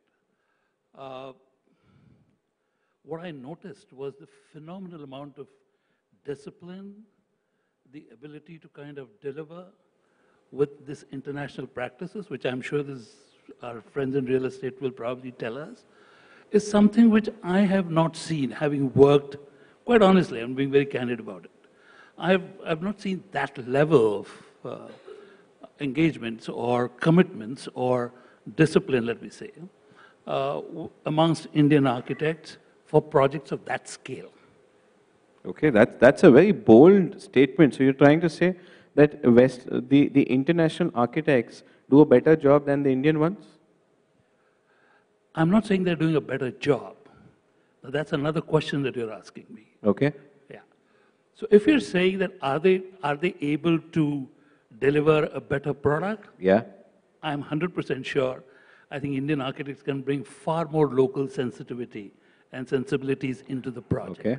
Where it begins to make a difference is deliveries, systems. That's where it begins to make a difference on, especially, I mean, in a project of that scale, I, as a landscape architect, took a long time to understand that my 2 days delay in delivering a drawing means something for which the client may have to run to the bank. Right. Right? So these are things, I mean, this is one of the things that I'm telling you. So I think these are things which we're still a relatively, what shall I say, a nascent I thought there will be meat in the center of the discussion, but I have got a meaty portion right on the start. So do you agree that, agree with sir in terms of? No, I mean, I see this very differently. I mean, in the sense that I've never seen it as an Indian architect or an international architect. Right. I did my master's at the Architectural Association in London, and I worked on for a bit with Zaha Hadid. Right.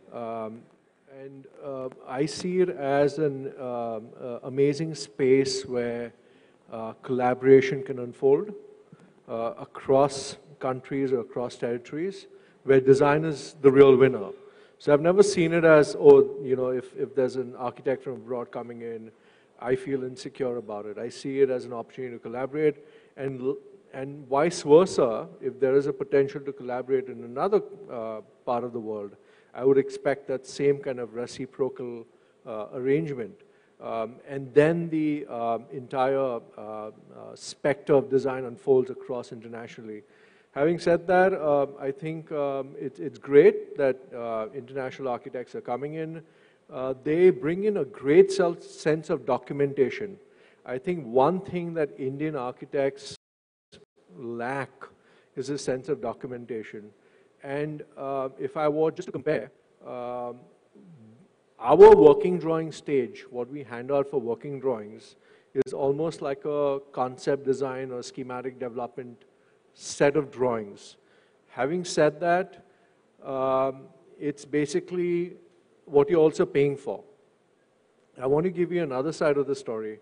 Some of the collaborations that we're working on with Hadid, the builders, no matter where that builder is sitting, on what pile of money, they cannot afford Zaha Hadid or a Norman Foster till working drawing stage. They want to take it as conceptual design, they want to take it as schematic design. Then you will have a local architect who will make an absolute mess of it, right? If the sensibilities don't match or the school of thinking doesn't match. So I think competition is good, but I see this as a collaborative space. Right, so I buy the point, but do you think the motivation of a typical Indian developer to get an international brand is because the product sells faster and better? I think that's more like a marketing gimmick, you know. Unfortunately, like for example, you know, like one of my favorite materials is Kota stone. Yeah. But because that's priced at $60, no one looks at it, right? Tomorrow, if Kota stone had to go to like $500 and we're running after it. But Italian marble sells. So you mean developers running after it? Iranian marble, which is masqueraded as Italian sells. Vietnam marble sells. Australian white sells. Yeah. But a beautiful white makarana doesn't have that same value. You know? So I think it's just a marketing gimmick that, oh yeah, we have this international architect. Parth, would you like to respond to that? So basically, do developers indulge in better products because they want to advertise it, get better sales, and only claim, boss, I'm 5 stars, 7 stars, this, come and see my lobby. I've seen a lot of hoardings without taking any brand names. The lobby picture there. The product is not ready, but the lobby is up there. So you feel design element and architecture is only a marketing gimmick for developers in Mumbai or metro cities today where it is difficult to sell stock? Is it a marketing gimmick? Do you really care that my consumer should get, don't give me diplomatic answers, you know, I want the consumer to experience XYZ. Do you feel developers use this as a marketing gimmick, or they really care about what the consumer is going to get?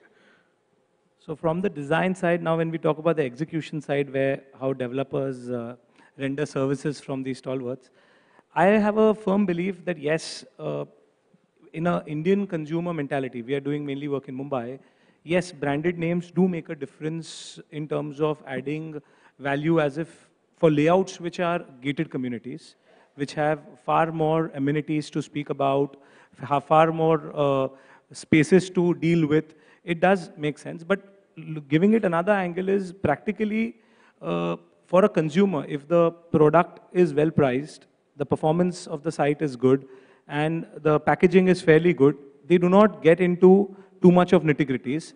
Second, again now looking at the developer side, where the execution part is concerned, for us staying in Bombay, there are so many challenges to deal with rules.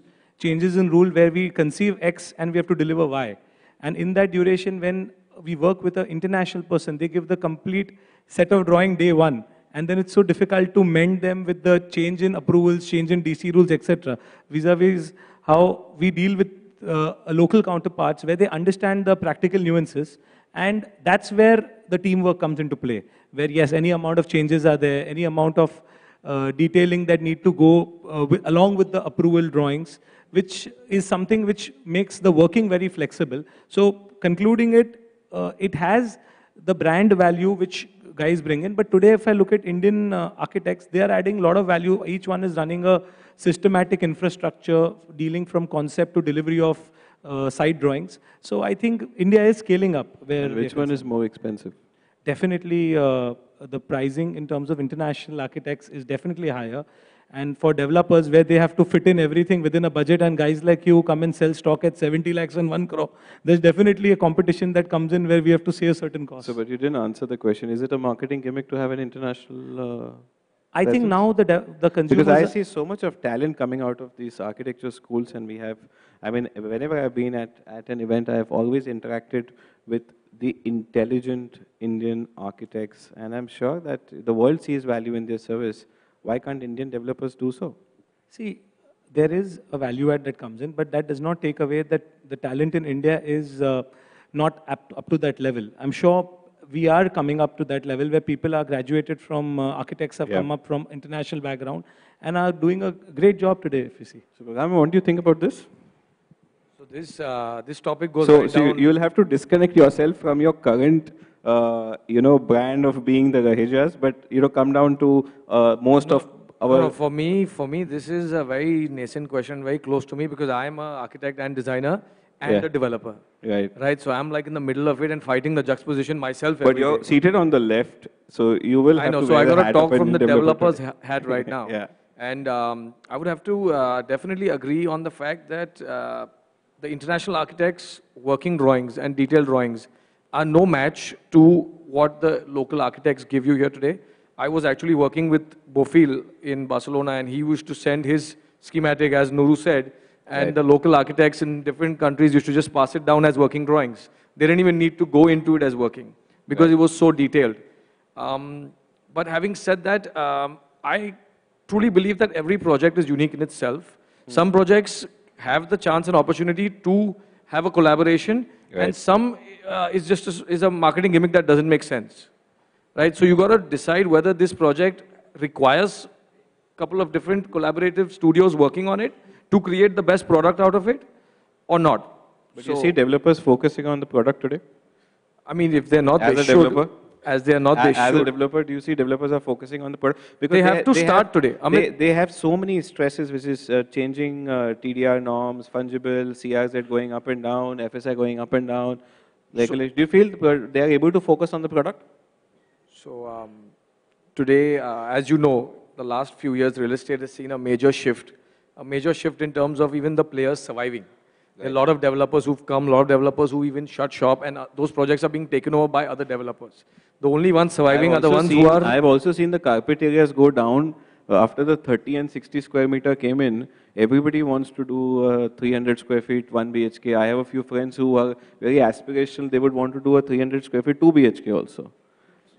Right. So coming back to the question, was that the only ones that actually survive are who focus on the product. Right. The only ones who survive, because at the end of it, you're delivering the experience of a home and not focusing on the pure number game and the fact that it's just on trying to sell it to an investor. It's the real user at the end of it. Yeah.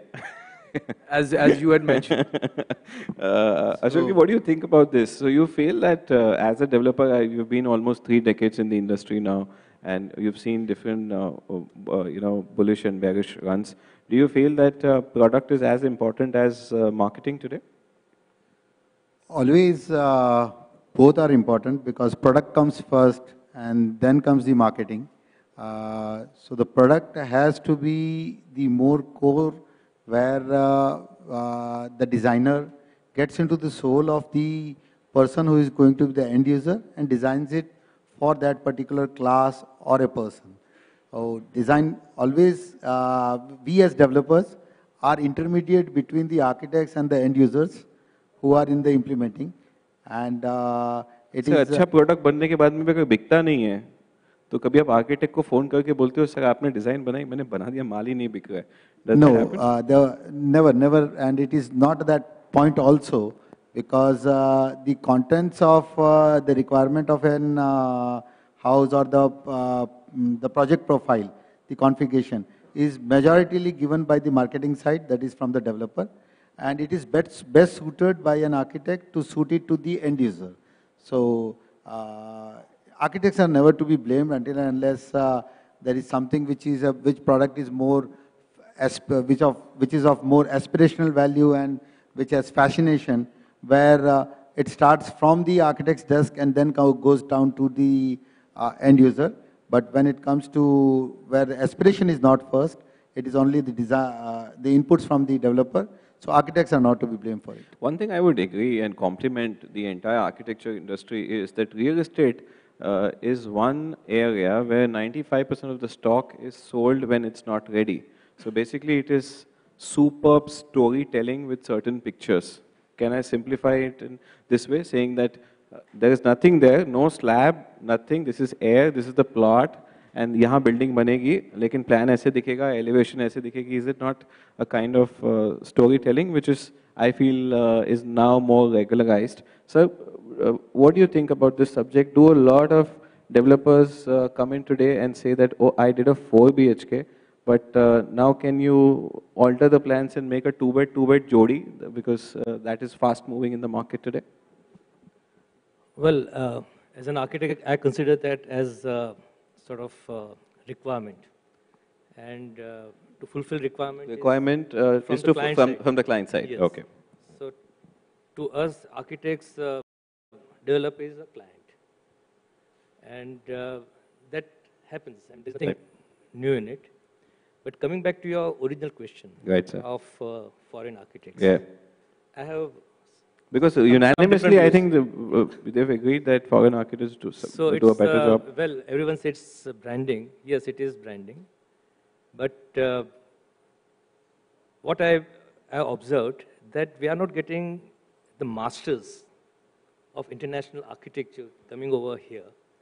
And we as an architect, we expect clients, whether it is developer or private or whatever, to have some kind of patronage.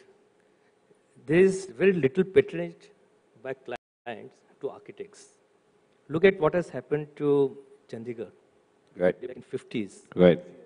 That time also, Corbusier was foreign architect. Louis Kahn was foreign architect. So when Louis Kahn came in Ahmedabad, some 30 years ago, maybe, so it has changed the entire architectural landscape of the city. And it's not just a particular client benefited, but even architects benefited. So today what we are seeing is, it is purely branding. Purely branding. It is not even marketing gimmick.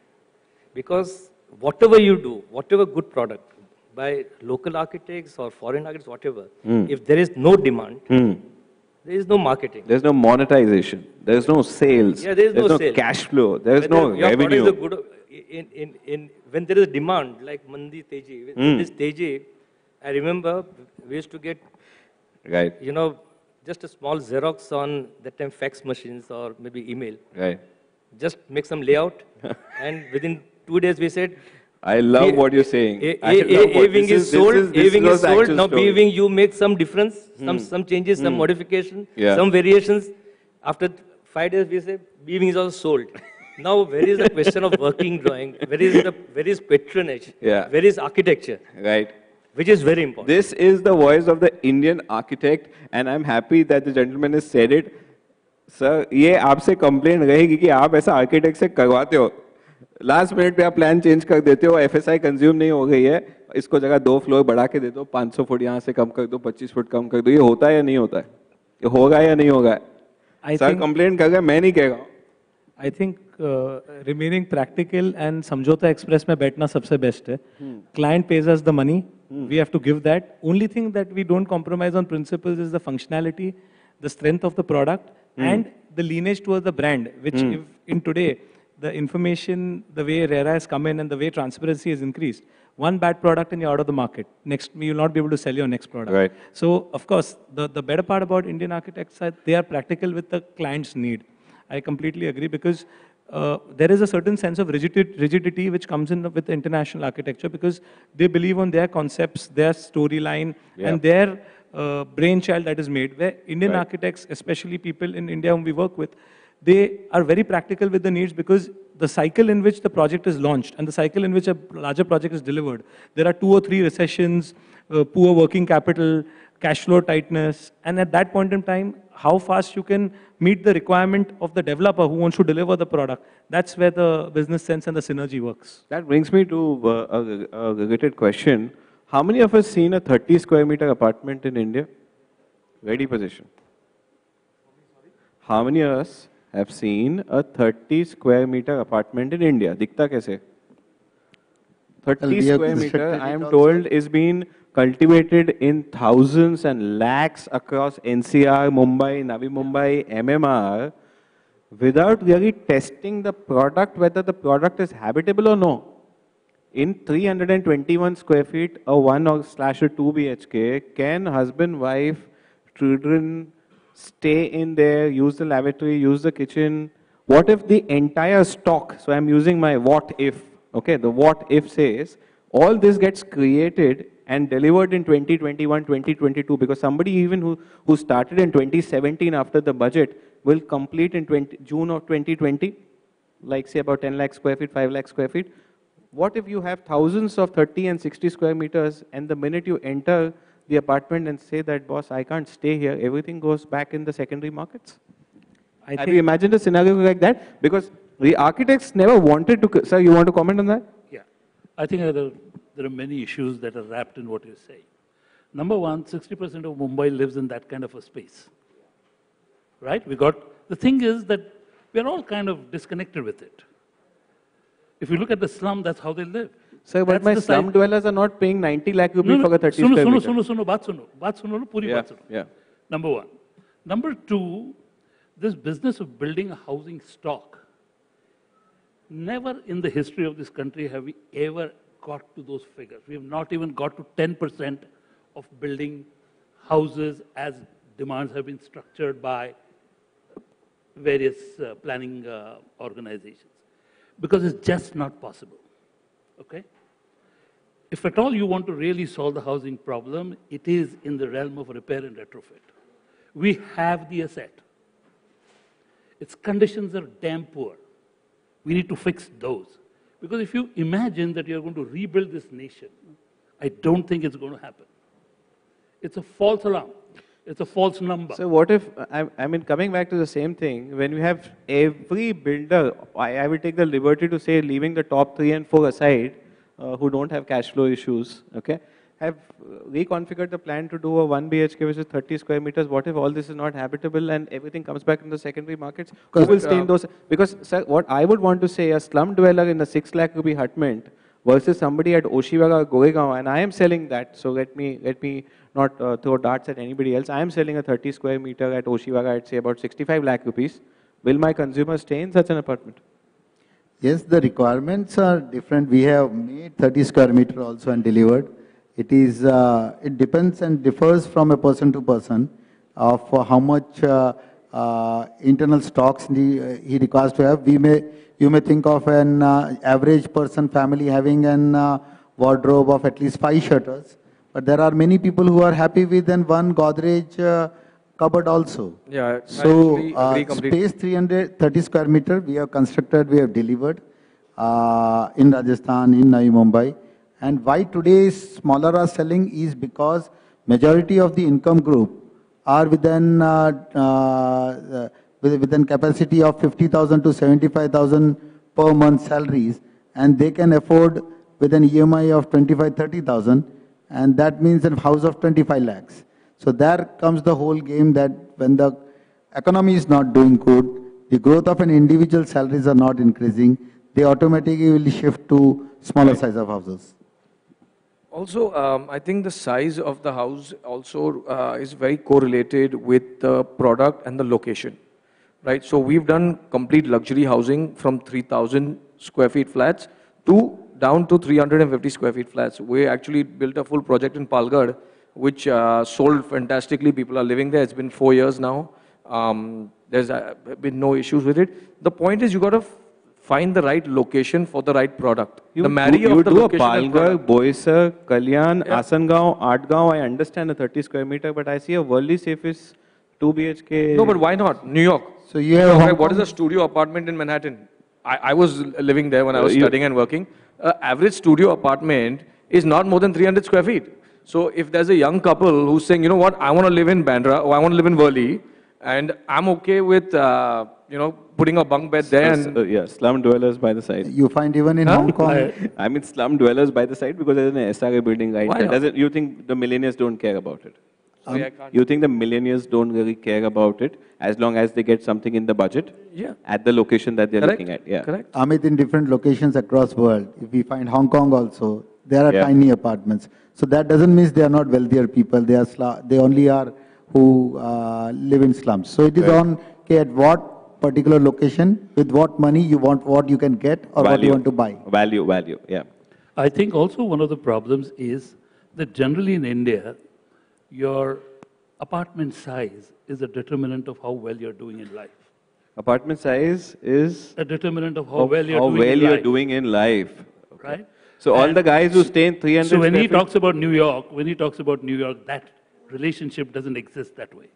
The relationship is very differently structured. But sir, when you look at it in that context, again, you have a lot of people in New York, 90% people are renting, right? They're not the ones buying that apartment. You have that strata in New York which says that, oh, the apartment size is also related to where I stay because they're staying in Trump Tower or they're staying down by the pier.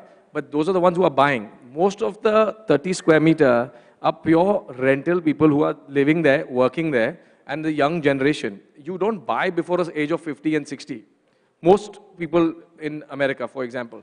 And here it's, of course, the fact that people live in families, that is what the requirement for the 1, 2, and 3 bedroom is. Right? 500 square feet in Manhattan would be easy studio, but here, nobody's going to find a studio because you have more people living. Yes, sir. Why this house is shrinking? It is because of land prices. Okay. So you feel that... Not because of developer margins. No, actually, and that is the problem with our country. Okay. This PMAY Right. is just a show off, which is just brushing aside what was RAY, Rajiv Awas Yojana. Right. Right from contents to its vision, to its preamble, to everything. Right. It is offshoot of RAY. Anyway, but even that, why our SRA problem is not getting solved? I think Bombay is the only city where slums are spread all across the city, unlike other cities in Joburg or, so many other cities, even in India, Bangalore, Hyderabad, where slums are at the periphery.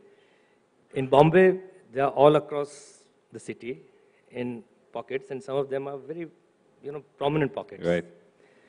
And perhaps Bombay is the only city where an illegal house is speculative, is marketable, and that's how this so-called land sharks. Right. Now, you said that in 300 square feet, 70 lakhs. It's ridiculous. What exactly is ridiculous? To have 300 square feet and 70 lakhs. Okay, now... Ashok ji, to have there- 70 lakhs, I'm 45, I'm the 45. There are slums in this area Right. where 10 feet by 10 feet illegal house with no water connection, it's Right. a slum. It is selling for 15 lakhs, 20 lakhs. Right. And our PMI will give subsidy up to 10 lakhs. Right. So why can't developers, Right. when you talk of, you take any building, including with foreign architects, Right. whether it is Imperial Heights or 360 degrees or Right. whatever. Right. So they are all on slum lands, and there's a huge slum housing also, Right. which is totally neglected. Right. They are staying like cattle, actually. They complete the SRA building first, hand over the position, then start to work So on the why can't this SRA thing. building also could be good? And as Ravi mentioned, that actually 60% people are not staying there. 60% doesn't have a house. Right. Right. Even in SRA, I don't think we have resolved that issue. In fact, if there is no SRA, real estate will not work. Because I believe that whatever real estate market, Teji Mandi... Margins No. are then? They cater to only 5% of the population. Yeah. It is only 5%. That is your market. That is our How do you respond to clientele that? also. Very strong comments, and you better protect the builder community now. So I have a slight contrarian view. Even though the affordable housing is getting a big boost and we are trying to push that housing, but what happens as real estate developers, we generally extrapolate things. When the times are bad, liquidity is crunch, we feel we have to make very small. That means everyone's going to shift from 4 bedroom and come to a 1 bedroom. Everyone's going to shift from 600 square feet to 300 square feet. That's not wrong. When times are good, we all want to make 4 bedrooms, large balconies, and flower beds, etc., etc. So I think there has to be some method to madness. Let's call it Times का that way. मतलब क्या है? Time आपके और मेरे खराब है because salaries are going up by 25-30%. The Indian GDP is doing so Amit, well. Industry, so consumer power to spend money is there. No, Amit, I'll tell you. The only thing is today everyone has a cost coefficient that we have to meet, and the sale rate is determined. Now we are in like a PSU industry. Quickly manufacturing, make fast, get out quickly. But what has happened, we are doing about close to 2,000 odd small apartments. We've actually configured from 30 meters to 35, 36 meters because once when they were made as a show apartment, we realized in a market when we deliver across 3 or 4 years, in a micro market there is eventually a kind of a suppressed demand for a very small housing also. Because people are willing to spend that 5-10 lakh rupees more and get into a proper home where they get a 10 by 12 room, a 7 by 4 bathroom, and not get into a kind of a 8 by 9 bedroom. And they are willing to spend that 10-12 lakhs more because yes, there is a couple who's 30 working. square meters is very small and not Absolutely, habitable. Not absolutely. habitable. So see, Indian family where there are 2 kids, a mother, there are 3-4 people staying, there are different cooking habits. There is a particular way that people want to have their privacy. I feel a little space apartments where people have the storage spaces, have a functional apartment, along with meeting the ventilation and no wastage requirements. If you have that 20 square feet more, it will have long-term more sustenance for the layout. I've seen complexes where buildings are made and those apartments only go on rent because people are not able to stay. So that, that's a very valid point because I doubt if such apartments, I mean, still people are looking at it from a good investment standpoint, but whether it is habitable now is a big question, sir. People would want to know what is the real definition of affordable housing? Because I feel it is the new Deepika Padukone. Anybody who is doing anything says this is affordable and it is marketed that way. What is affordable? Okay, I'll just come to that. Can I just respond to the earlier Yes, one? please. Yeah. So I think we firstly need to, firstly I think like this 35 square meters or 30 square meters is a great idea. The question is what kind of typology is it addressing? Is it addressing the typology of housing within the gamut of social housing? Because that's very successful in the East. You have these micro homes and then there are shared community resources. There's a communal kitchen, there's shared infrastructure, shared lounges. But then you have a very, and it's a question of design, you know. If you look at an open space plan, 35 square meters is a lot. A 35 square meter house can look larger than even a 70 square meter house. So I think it's a question of design and where you want to pitch it. You're doing low density, low rise, you're looking at high density, high rise, you're looking at something scattered. Recently I came across a project that won an award for social housing in which they built half a home. So they didn't build the entire house, they built half a home, and once the family grows, because normally we have this tendency of living in multi-generational housing, you know, grandfather, father, son. Once the son moves out and he gets that kind of revenue coming in, he builds the other half of the home, which doesn't mean it has to be done in a non-engineered fashion. There can still be codes and bylaws that can protect the look and feel and the structure. So I think that's kind of important. And I think the other point is also, I don't know whether it's a blanket statement that you're looking at 35 square meters per se. I think there are certain market forces driving that. You're probably looking at a smaller ticket. And also the whole ideology stems from whether your rent can equate your EMI. And let's face it, in a city like Mumbai, there are lots and lots of people migrating, students coming in, single professionals coming in, from the advertising background, from the film industry background. They just want a roof over their head. And if they're spending so much on EMI, and with that same EMI, if they can actually, you know, afford a small home, they get an asset. So, but the EMI for, say, a 60 lakh rupee apartment will be... It won't be 60 lakhs. You're selling it at then 2 lakh rupees a square foot, right? 300 square feet, how can it be 60 lakhs? So within the city, what I'm trying to say is that apart from the financials on one side, do you see consumers saying, yes, what if I can't fit into a 300 square feet apartment? Do you see that scenario happening? Because it is not that a minuscule portion of the market has it. But in next 2 years from now, you will have a robust supply of such apartments. Yeah, but of course there's a question then, what happens to the infrastructure? It depends on all of that, right? And that's it doesn't matter. You could even have, you know, 1,000 square foot apartments and one flat could have 4 cars and it could still mean that the infrastructure is bursting at its seams. But it is, I feel 35 square meters is a lot of space.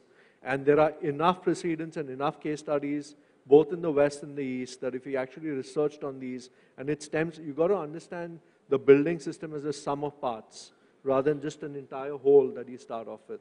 And it cannot be a cartographic planning approach, making plans, and you start segmenting with a plan, attached toilet. You can't do that. These are traditional ways of modeling. So I think you can just have 35 square meters, a lot of area. It's a lot of area. Like if I have a 20 by 20 and I break it into 4 grids, it's a lot of area. Right, so when I go down to take a few questions, we'll talk about 35 square meters being... Sir, can I just add quickly? I think what Nuru is also pointing towards is the fact that there is need and room for a lot of innovation which is not happening. Why is that not happening? Correct. Because we're not asking the right questions. You're talking about me? All of us. Okay. All 6 people on this dais here. Because that, for example, right, if you have 350 square feet, right? I'm sure a lot of younger people who are dynamic, who want to kind of grow, can actually look at a lot of spaces which are collective and common. Right. Take, for example, what's happening, and I'm sure all of you are going to run towards it, is co-working spaces now. Right. Right? I did a study. One of my students is actually doing a study. They are doing their interiors at 60 square feet a person, which is very, very sharp. Right? But yet, they're selling so much more as an idea. They're now going to run to corporate guys to tell them that we will run your offices. That's what is happening. Right? That's innovation. And that innovation has been born out of a overinvestment in some wrong quarters in the city of New York or Brooklyn. Right? So I think we need to kind of construct new ideas, and that's the risk, because what you're right now doing is a small apartment at the same rate, 1 bedroom, living, dining, whatever it is. You're not thinking out of the box. New, yes. Yeah. And we need to do that. So developers, are developers not receptive to your ideas, sir? Sorry? Are developers not receptive to your ideas? It's not my idea, because it's not our, it has to be the overall intent of both sides. Right. It has to be the intent of both sides. Right. I think the developers have been very responsive, because I've had this chat with a lot of people, but the fear and anxiety is that about market perception. Sometimes the best laid interests are put on the sidetrack because you feel the end user will not actually get a sense of it. The end user is actually accustomed to using a space in a certain way. He wants to enter many rooms. It doesn't matter if it's 8 feet by 8 feet. He wants a door.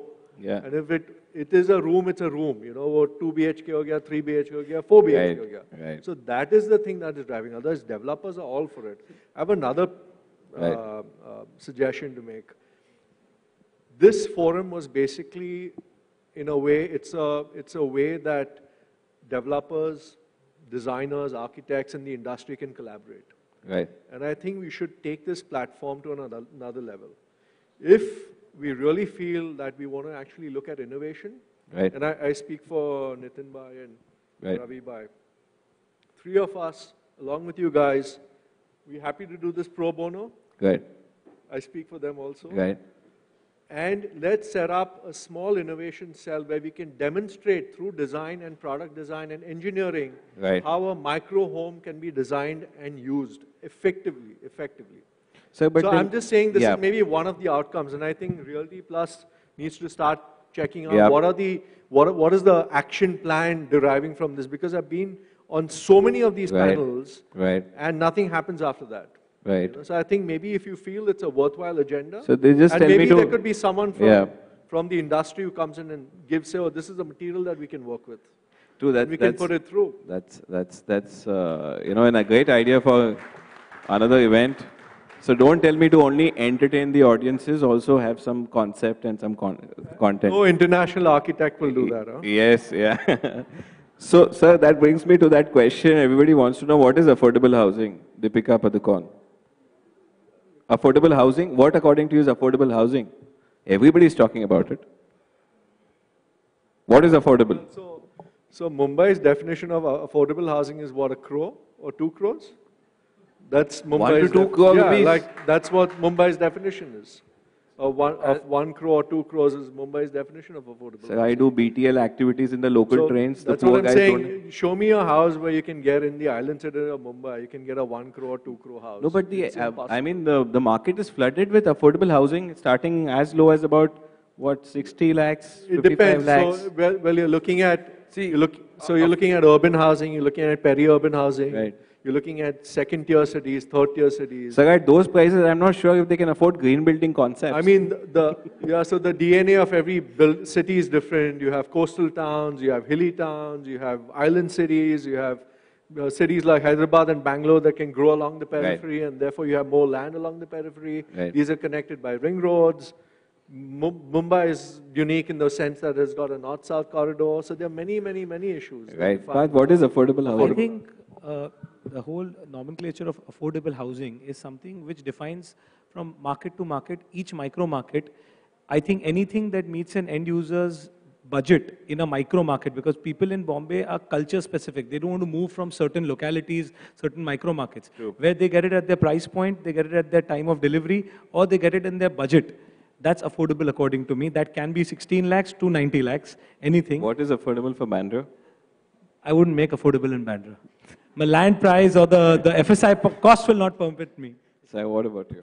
So I agree with Parth in many ways that it's a micro market game, right? Right. Bombay itself is an emotional driven city.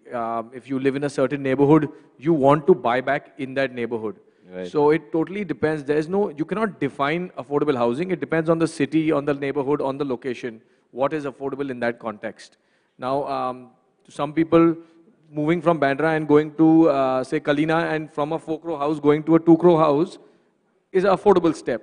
But for some people who want to go further down into Malad, into these areas and buy it in 1 crore, that's even affordable in their mind. So it's a complete perception, right? The house has been always same across all the eras. Right. The word affordable has been arrived from the government as well as the urban department across all states and country. That when the prices had shooted up at large, and where there was a huge cry saying that the poor people or the economic weaker section or the LIG people is not being catered and houses are not being made.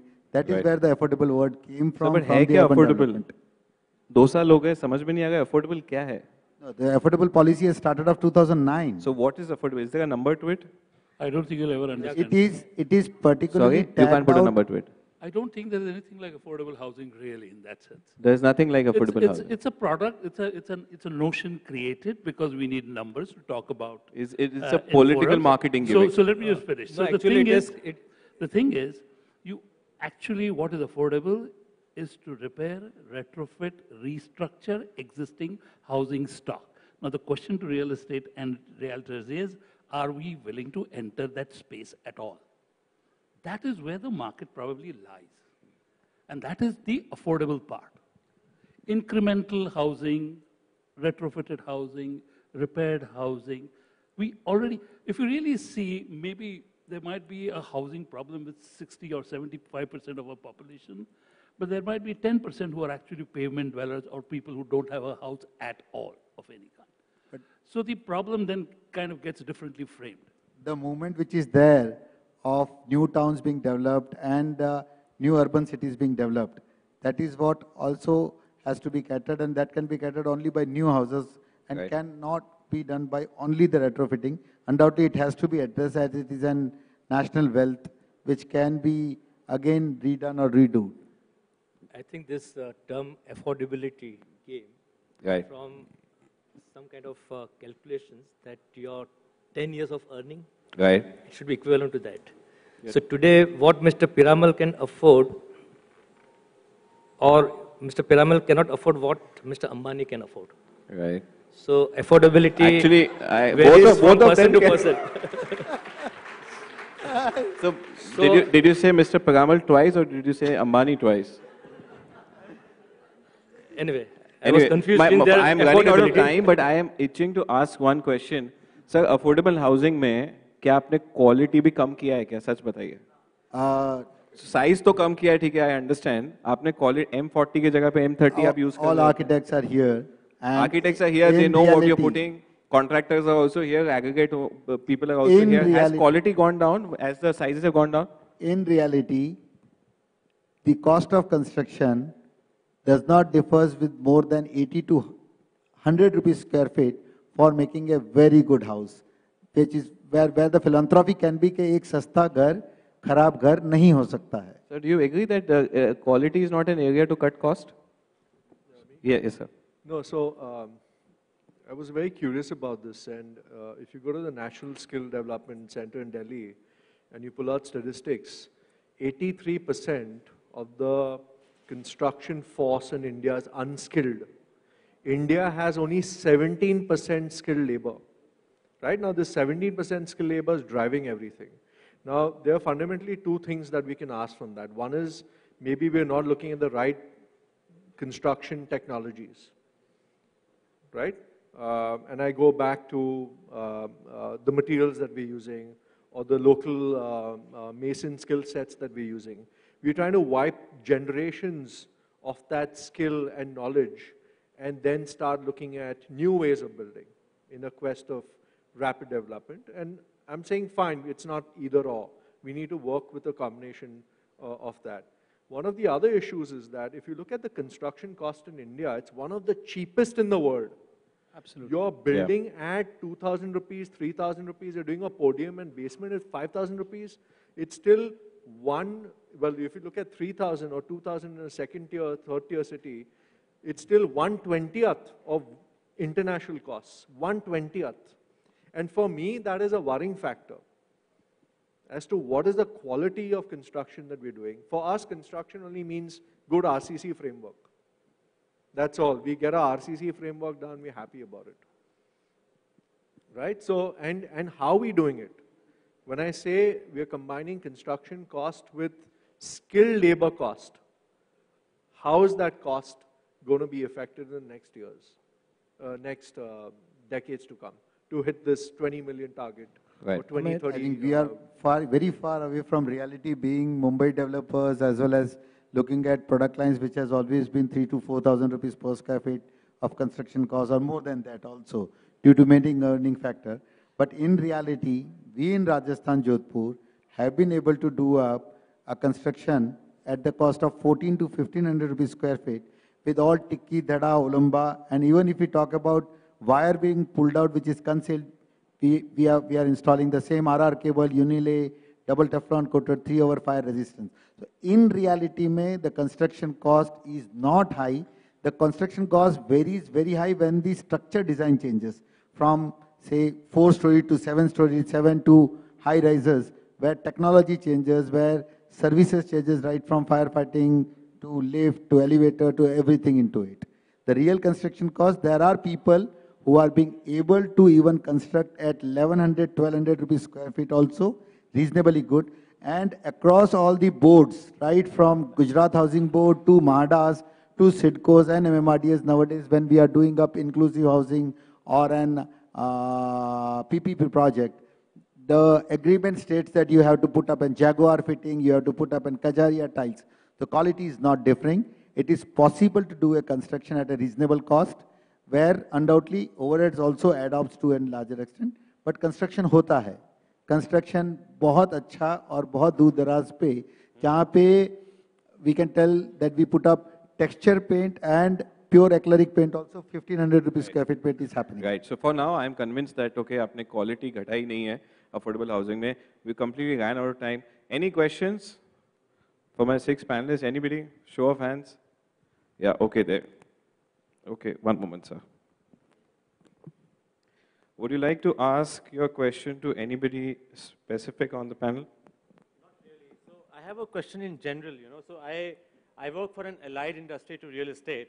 And while, yes, what Sir said, that he dovetailed into the point of architecture and marketing, sales and marketing, right? I would, and you spoke about product, right? I would actually split it into 3 different divisions. One is architecture and design, one is the product quality, and the third is sales and marketing. Now, I mean, at times I struggle in my head, which one is more important to the end consumer, to the developer to market the product? from a brand and a marketing perspective, I mean, perception is the new reality, right? But when I spoke to a lot of consumers and a lot of sales personnel, because you guys sitting out there are not really meeting the end customers. True, true. On a daily It's basis. It's a B2B discussion. Yes, yeah. absolutely, right. Yeah. So the end consumer doesn't really know about the architectural or the design facets. Ultimately, it gets supplemented by architecture is equal to the quality of the product. Right. So what is a question? So which one is more important between the three? When you have to actually market the product, the architecture design or the quality of the product or the marketing and sales? The answer is RTGS. So, Parth, would you like to take that? What he's trying to ask? So basically, I think it's an integration of all three, if you really ask. I've come from a school of thought that a wrong business model can be replaced or changed, but a wrong building made cannot be replaced. Please understand. Today, for generations to come, people are going to stay there. There's inherent asset value. So I think a functional home, whether it is affordable or aesthetically expensive, and something with a good quality, is something which is going to have a kind of parity across markets, whether it's up and down. That's the way. So I think you can't single out any one thing. All three are important. But yes, how much depth each one wants to go in, that technical knowledge Indian consumers do not have. They are just knowing what is the room sizes, what is the windows, what is the ventilation, is there wastage, quality achhi hai. They are only there at the top 4-5 things where design and architecture is concerned. Rest all is about we are selling dreams. So when we sell dreams, we have to glorify as much as possible, otherwise we'll not be able to meet our bottom line. Parth, I also tried selling dreams. We all know what happens to me in the newspapers. You read it, so we have to be more realistic there. Yes, sir. Yeah, I just want to wear my architect's hat on now, since we're ending the session. But I think it's absolutely critical that the vision of the design and the product delivery has to be directed by the architect. And let me draw an analogy from the film industry. You have a director and you've got a producer and an executive producer. And they both have their own kind of niche areas. You will never find a producer kind of messing around with the creative intent or the creative intent of the director's vision. And I think, again, I don't mean we need to live in this make-believe world that we're sitting on a high horse. It's through a collaborative lens.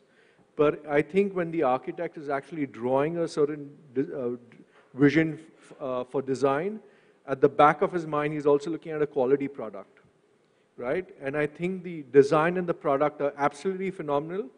They're very important. And if these two things are in place, then your marketing and your sales is all going to follow. So your next question. Yeah, my name is Sudhakar Malpe. I am a admirer of Mr. Amit because he has been in this business for almost. I did not plant him. One common question came with all the panelists is that about the slum and rehabilitation. One of the assessment was made about 2 years back that 60% of the new houses will come out of redevelopment. That's one thing, very important things, you all missed it. Number two is that, the cutout period which government came out for slum rehabilitation from 295 to today, it is, I think, almost 540. That's what there. Is it a dream or is it a reality is one thing. Now, I, as an NGO activist, we rehouse, relocated, rehabilitated 42,000 families in Mumbai alone, the encroachers on the railway land. Right. It took us 9 years, and we gave them what free. is the question, sir? The question is that, slums, not in India alone, not in Mumbai. Look at Los Angeles. People are in the slum. People are today, thousands of people are sharing, nine toilets shared by 2,000 people. Right. This is what I am saying. My question to this very valued panelist that, Do we want to sell dreams or do we want to sell houses to the people of Mumbai? Yeah, that's a strong question. Yes, sir, please tell me. Well, as far as the slums are concerned, it's a political will. The least government could do is to equate slum lands at par with any infrastructure lands. Like, for example, if you are constructing a municipal hospital or a school or even a flyover where the land price is notional, it's zero value.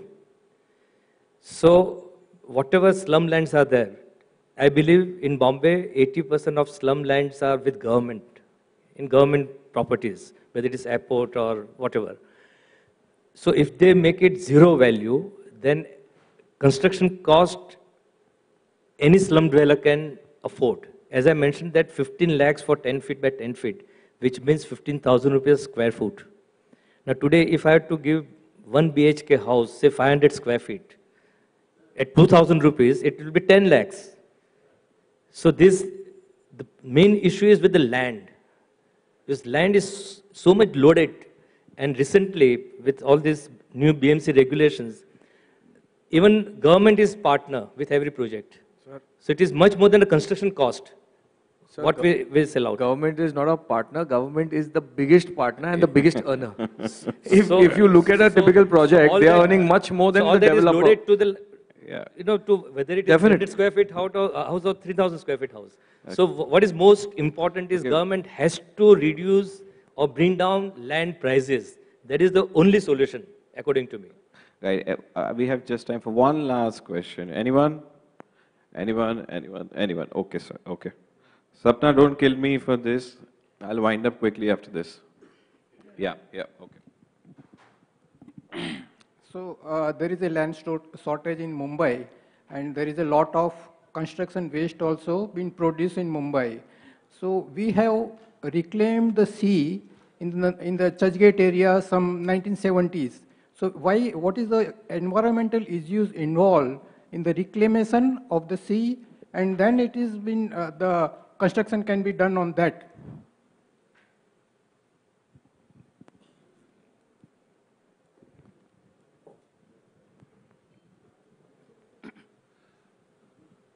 We have reclaimed the sea like nobody's business. You're absolutely right. I just want to quickly narrate a very interesting story, and this is a story in history. When the 7 islands were given to the British in dowry by the Portuguese, the local chief of the Portuguese viceroy here wrote to the government saying that they're taking more land than what they have, or what we have given them. And that's because of the nature of the sea. If you really look at the section of Mumbai, there is the basalt base, and the sea kind of keeps fluctuating. So there is land at times, that this is how it was in history. So there was land where you could cross across and go to across to the other island, and then it would kind of get submerged in the sea. So there was no definition to this space. And so we kind of thought very conveniently to kind of go on occupying. But let me just come back to the issue that you have raised. If you really look at, and I've seen this thing very carefully, most of the slums are actually in what I call as soft land. These were either marshlands, they're either by the edges of the erstwhile river, which we have now made a nala, right? And so there are all these soft lands. The consequences of not looking at this very carefully is a huge environmental threat.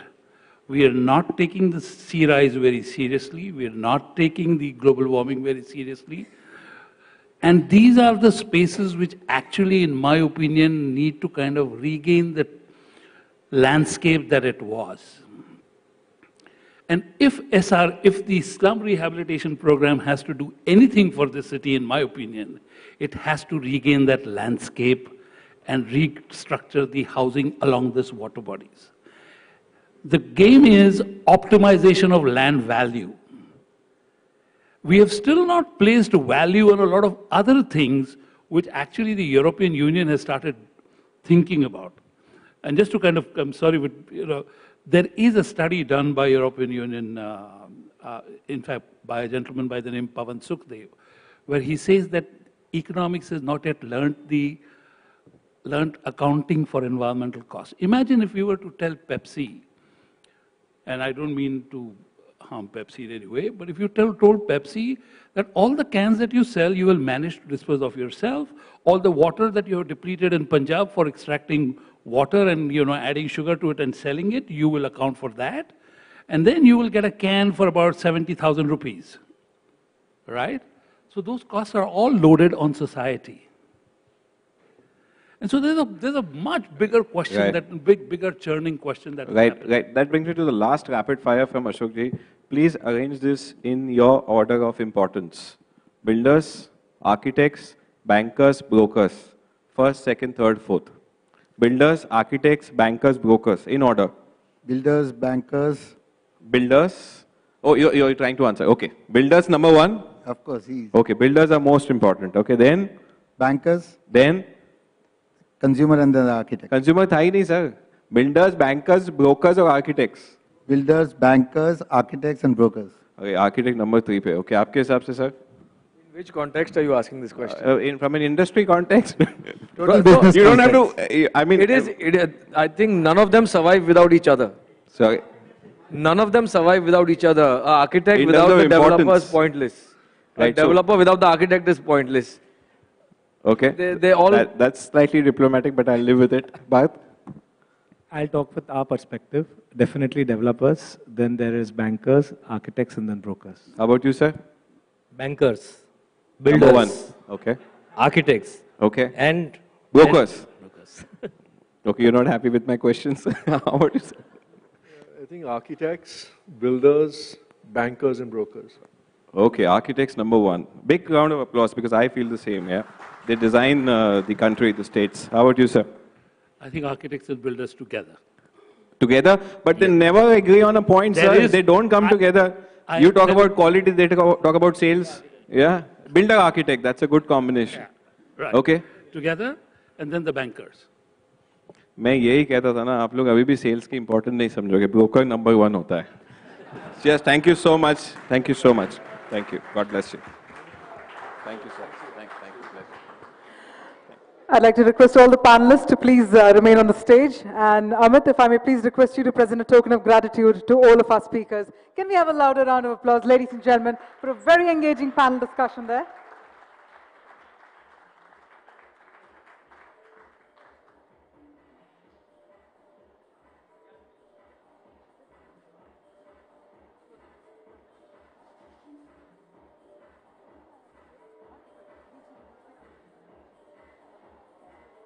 We're going to request you all to please remain on the stage. And Amit, if you may please present the mementos to all the panelists as well.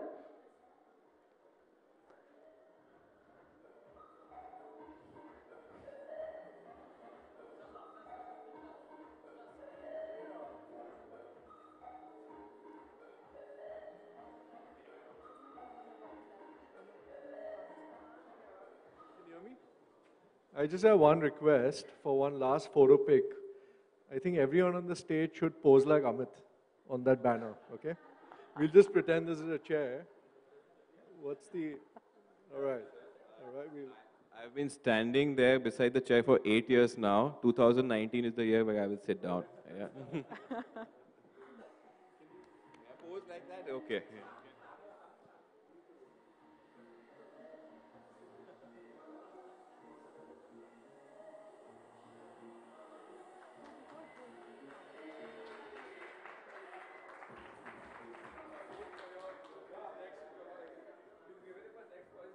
Well, Amit, I'm going to request you to please present the rest of the mementos as well to all the panelists.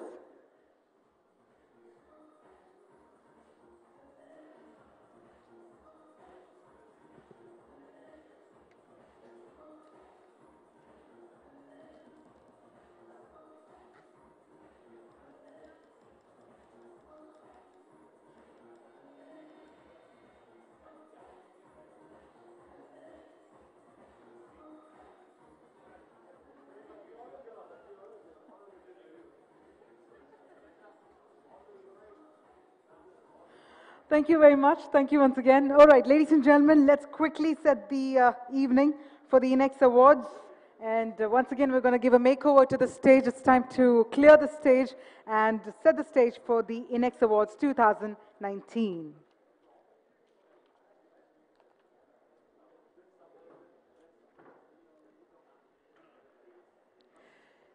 Now, before we get started with the awards presentation, I'm also going to request all the winners to please remain back because we're going to have another group photograph as well. So please do be sure that you remain till the end of the ceremony, and then we'll have a wonderful group photograph for all the winners together.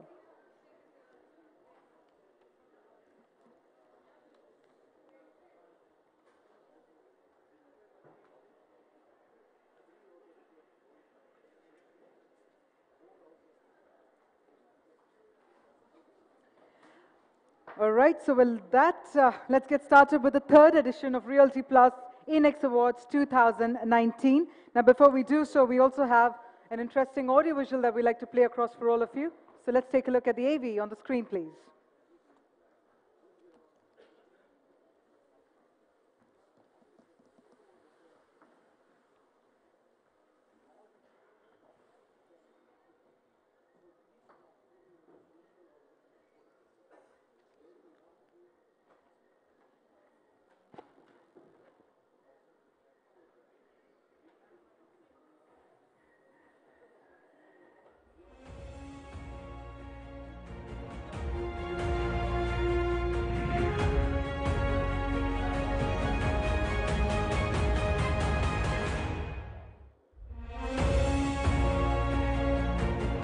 Interior Exterior Award is one of the prominent events that happens every year. I believe this is the 14th year happening it.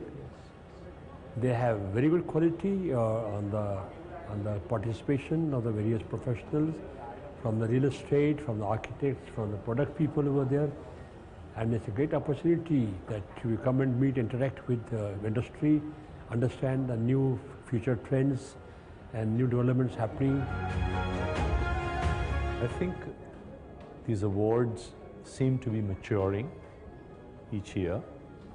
So I think the function was very well organized. And I think the awards not only going to, as they have been in the past, to designers, now start to go to people also who are from the trade and who are producing products, that that are exhibiting excellence and are good for the sector. So I think, in a sense, the entire forum is maturing. So I must tell you that as Amit Wadhwani and Sai Estate Consultants, we are always delighted. And for me, it is not like attending any other award. It's like attending my own company's award, And I've said this again: the way Realty Plus acknowledges, accredits, and awards recognizes everybody, that is commendable. And every time that I come here, I feel that I'm part of the fraternity that is doing some excellent work. So it's good to be a member of such a fabulous community. It's a great experience. They're doing a great job, and they're bringing all the suppliers, the architects, developers, realtors, everybody together under one roof, and I think they're doing great. We get to learn a lot from these kind of platforms where we share, we learn, we see other guys, other problems of the other companies or the other suppliers, and we learn from each other, and it's a good learning curve. It's different from the other award ceremonies that I've attended to in terms of the content, in terms of the sessions that we had, and I think there is more real value being put into this current session that we have been envisaging here.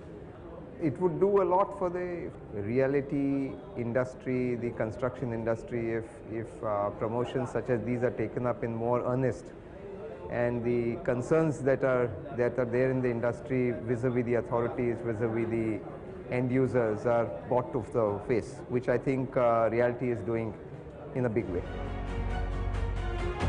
indeed an honor, pleasure and privilege to have been associated with the Reality Plus group, who have done very well over the last 13 years time period in spreading the message and awareness creation of all that is good to be done in the built environment sector, and in particular on the real estate segment covering various asset classes.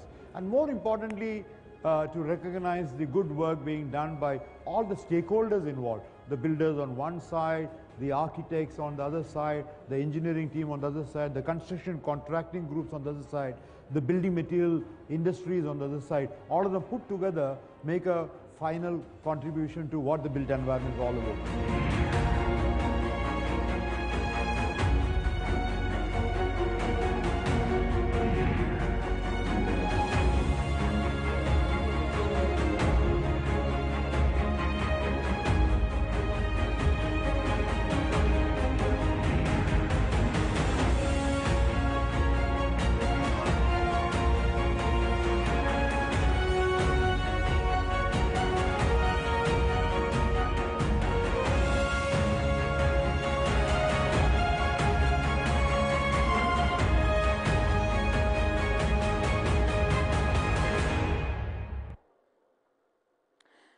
All right, ladies and gentlemen, so on that note, let's get the awards proceedings started, and I'd like to invite Mr. Amit Wadhwani and Mr. V. Suresh to please come on stage to present the first set of awards. Please put your hands together to also welcome our presenters on the stage. Mr. V. Suresh, I'm going to request you to please come on stage, and Mr. Amit Wadhwani. And with that, let's get started with the first category for the evening, which is Brand of the Year for Dream Kitchen Solutions. Let's take a look.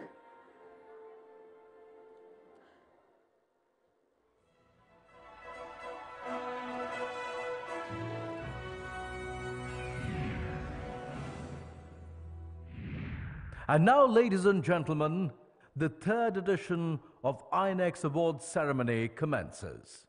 The INEX Awards symbolize a recognition of the highest quality and achievement in building material and construction industry. These awards honor the creativity and innovation of the best in the field. The entries have been judged by a panel of leading industry experts based on outlined criteria. Our esteemed jury members are architect Bobby Mukherjee of Bobby Mukherjee Associates, Mr. Pankaj Dharkar of Pankaj Dharkar Associates, a jury member for this episode of the Reality Plus Awards, and it's been fun. We've seen a lot of good entries that have come in, and I'm really encouraged to see such good products coming into the Indian market. Architect Reza Kabul of ARK Reza Kabul Architects, Ms. Manju Yagnik of Nahar Group, Mr. Amarjit Bakshi of Central Park. Really thankful and feeling privileged that Reality Plus has provided me an opportunity to jury this event, and all the best. Thank you so much. Mr. Saurabh Singh of Colliers International. Congratulations Reality Plus for coming up with this brilliant platform for builders, people in construction, designers. I'm very impressed with the entries. I'm very honored to be on the jury. I like the sense of creativity in the building industry, in the INEX, that is interior, exterior. And I wish there were more such platforms to encourage creativity, to encourage designers, to show more innovation, technology and design. I'm indeed very honored to be juror for Reality Plus Awards. I'm looking forward to an intellectual discussion and interactive dialogue with the jury members to be able to select the nominees and finally the awardees. I look forward to be part of this exciting industry event. Thank you. Ms. Bani Anand of ATS Infrastructure Limited. Architect Premnath of Premnath Associates. The INEX Awards has a set of 5 essential categories that together celebrate and congratulate spectacular achievements.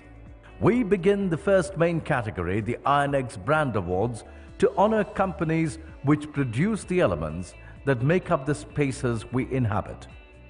The winners are felicitated for their remarkable contributions to the building material and construction sector. Let's begin with the first category of the evening, Brand of the Year for Dream Kitchen Solutions, and the award goes to Nolte Kitchens.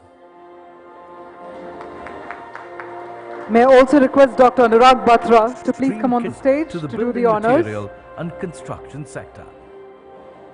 And let's have a huge round of applause one more time for Nolte Kitchens. We have with us Alok Dugal.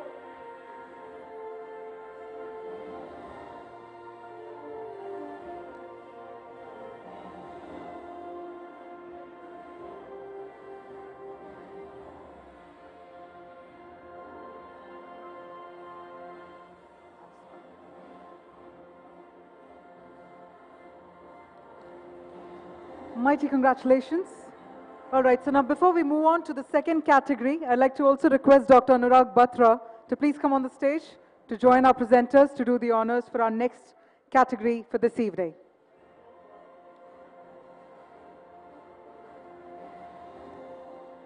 Ladies and gentlemen, the second category is Brand of the Year for Steel and TMT. Let's take a look.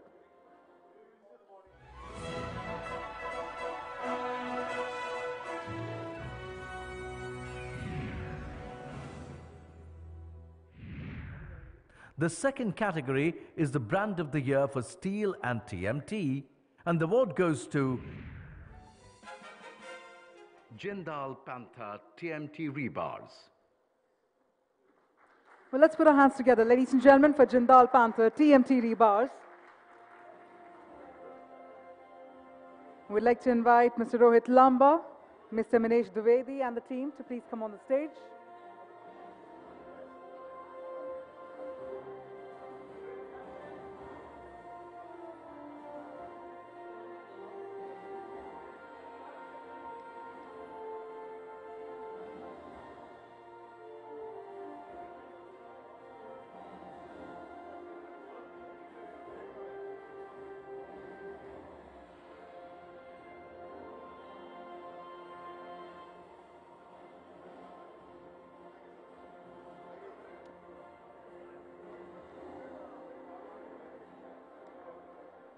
Congratulations.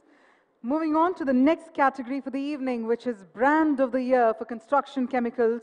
Let's take a look.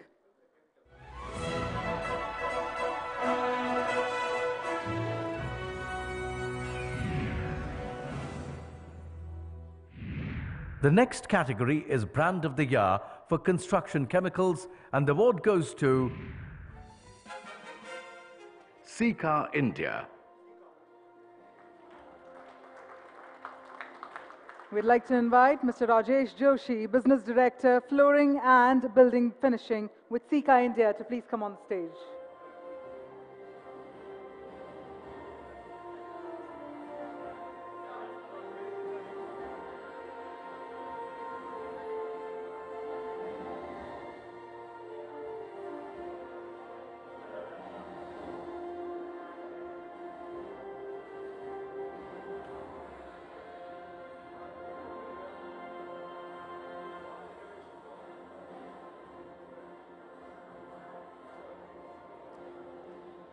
Well, moving on, up next is the Brand of the Year for Paints.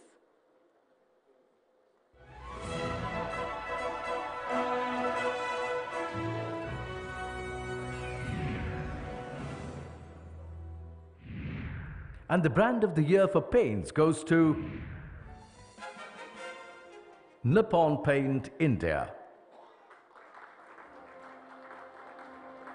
Nippon Paint India, ladies and gentlemen. We'd like to invite Mr. Mark, General Manager Marketing.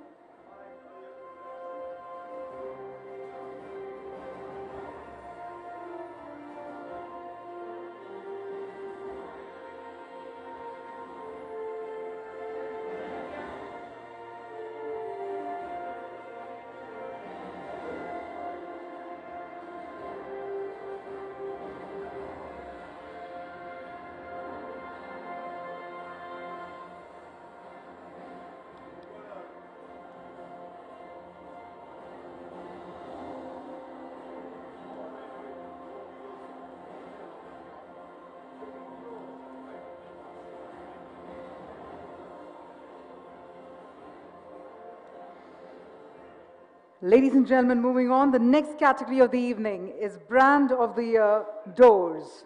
Let's take a look.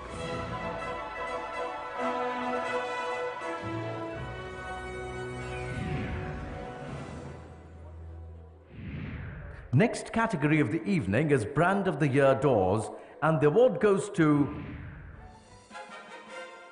the Rishabh Winpro. Well, let's put our hands together, ladies and gentlemen, for the Rishabh Winpro. We have with us Mr. Nikhil Jain, Director.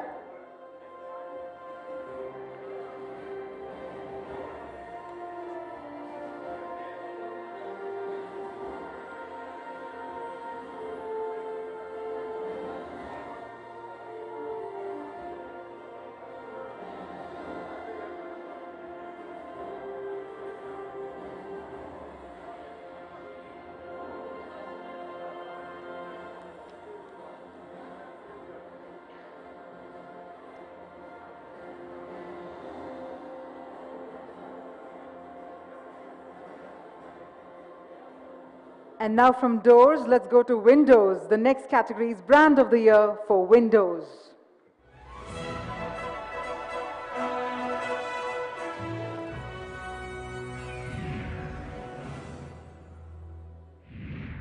And Brand of the Year for windows goes to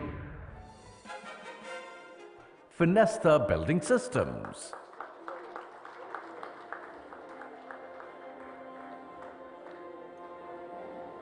We'd like to invite Mr. Nagavarma, Head Sales West Zone, to please come on the stage.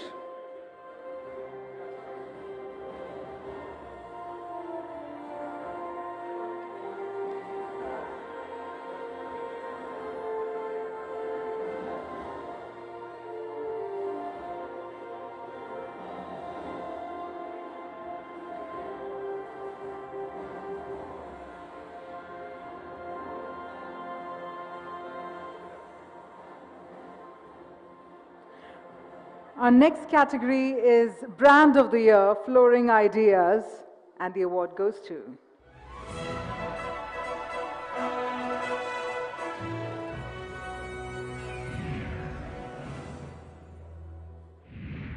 Let's move on to the next category, Brand of the Year, Flooring Ideas, and the award goes to Kajaria Ceramics for tiles and ceramic, Pergo for wooden flooring. All right, so we have two winners here, but first up, let's invite Mr. Amit Uppal and Alka Kumar from Kajaria Ceramics to please come on the stage.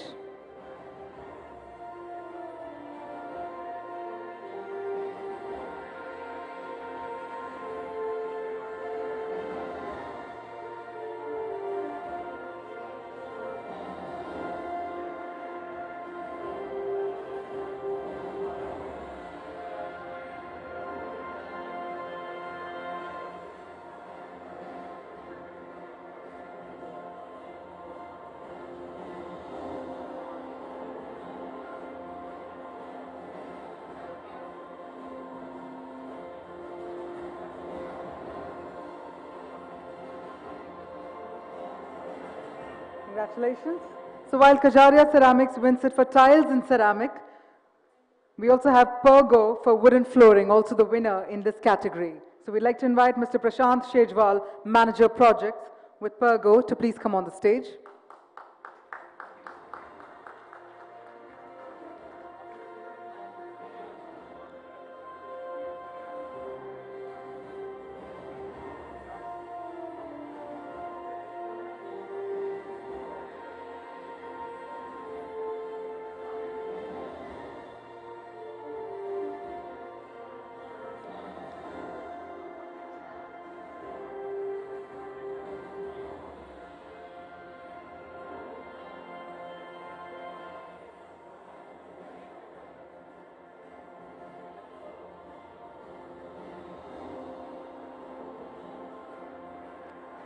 Well, before we move on to our next set of awards, I'd like to thank Mr. V. Suresh for doing the honors. Thank you very much.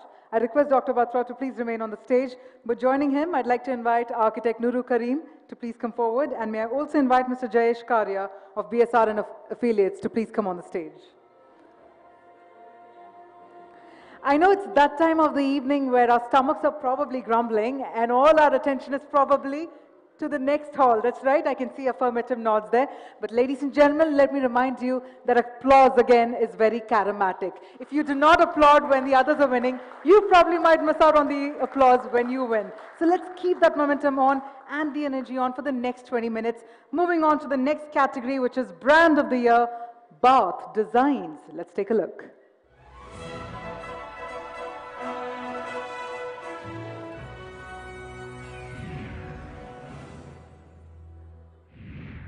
Next category is Brand of the Year, Bath Designs, and the winner is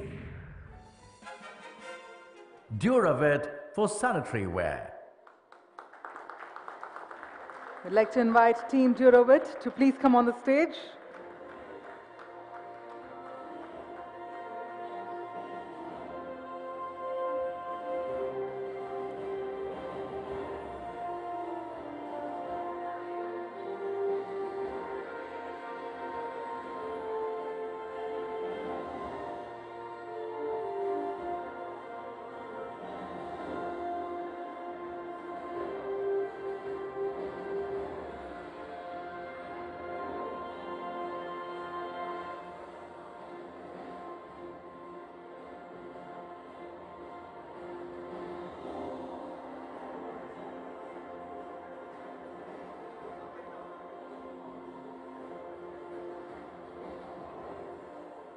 Well, let's quickly march ahead to our next category. This is Brand of the Year for Smart Homes.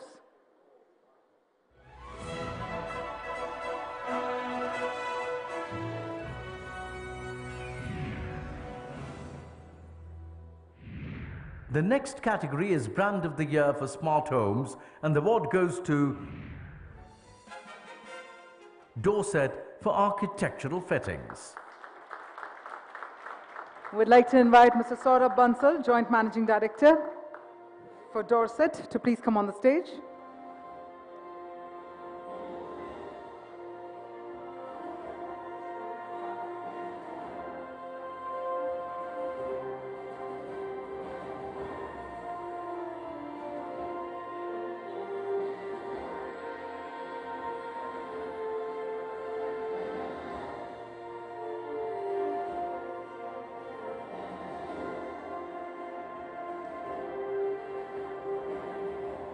From smart homes, let's move on to smart offices. The next category, Brand of the Year for Smart Offices.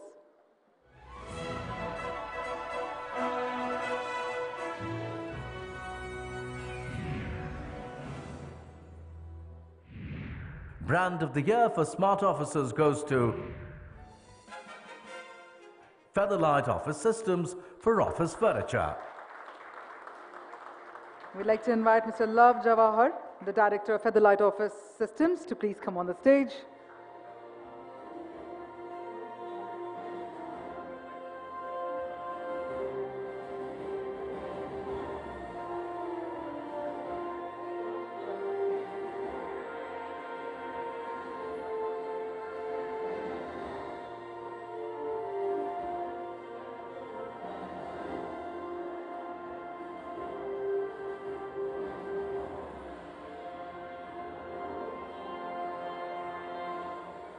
Well, that in turn leads us to the next category, which is Brand of the Year for Smart Living.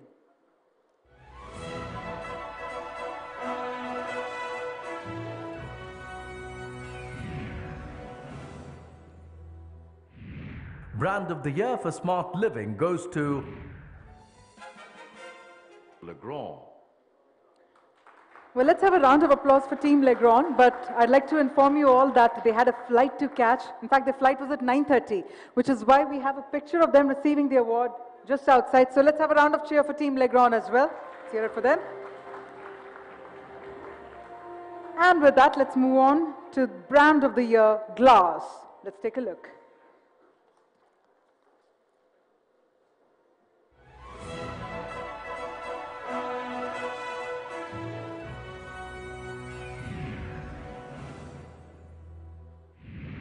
The next category of the evening is Brand of the Year Glass, and the award goes to Lacolam, India. We'd like to invite Mr. Amit Mehta, Director of Lakalam India, to please come on the stage.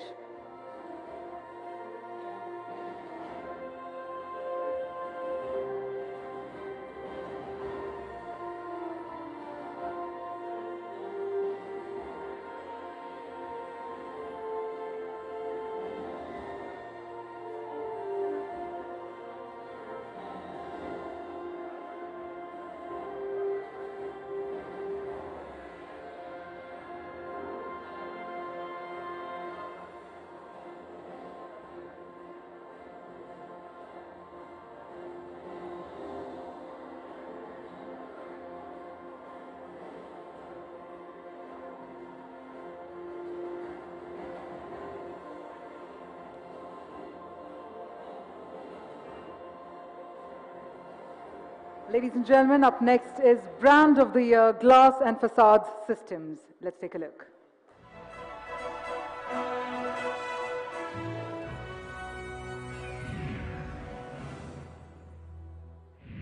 And Brand of the Year, Glass and Facade Systems goes to Aluplex. Well, let's invite Mr. Rohan Keswani, Director of Aluplex, to please come on the stage.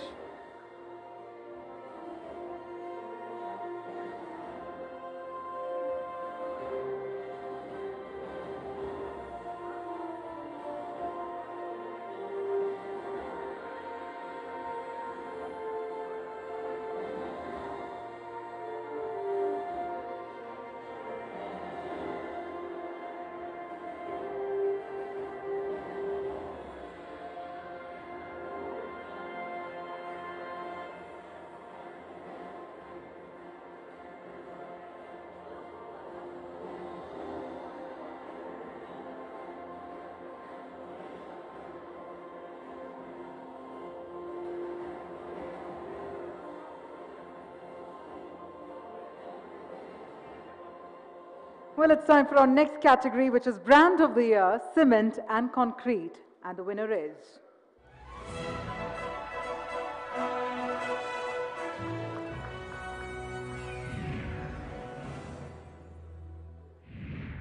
Our next category is Brand of the Year, Cement and Concrete. And the award goes to Nuvoco Vistas Corp, formerly Lafarge. We'd like to invite Ms. Madhumita Basu, Head Marketing, and Ms. Vaijanti Karande, Head Corporate Communications, to please come on the stage.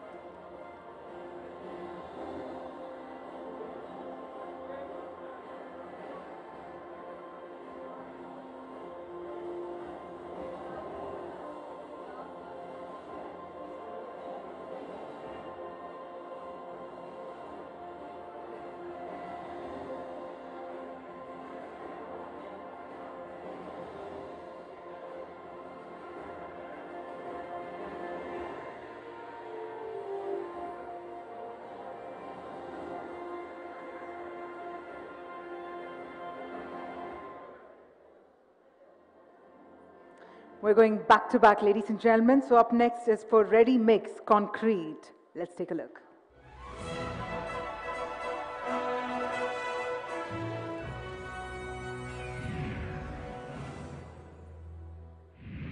And for Ready Mix Concrete, the award goes to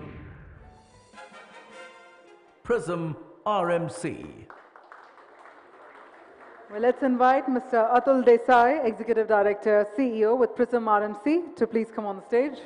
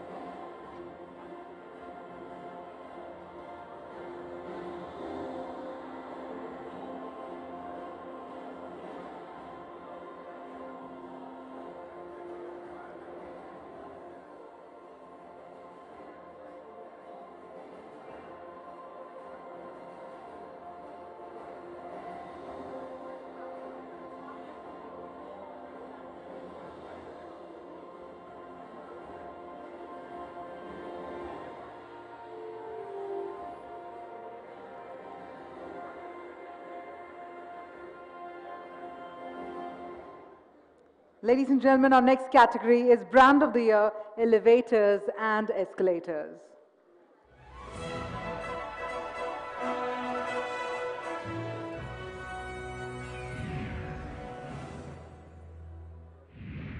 Let's move on to the next category, Brand of the Year, Elevators and Escalators. And the winner is ThyssenKrupp Elevator India. We'd like to invite Mr. Manish Mehan, Director, Operations and Whole-Time Director, and Mr. Rajneesh Ramu, Vice President, Marketing, and the team to please come on stage.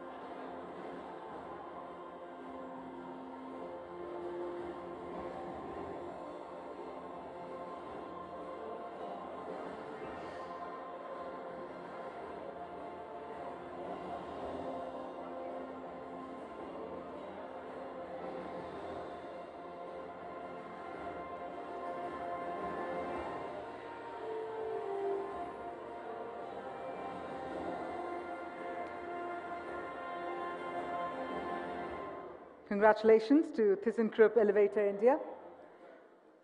Up next is for car parking systems. Let's take a look.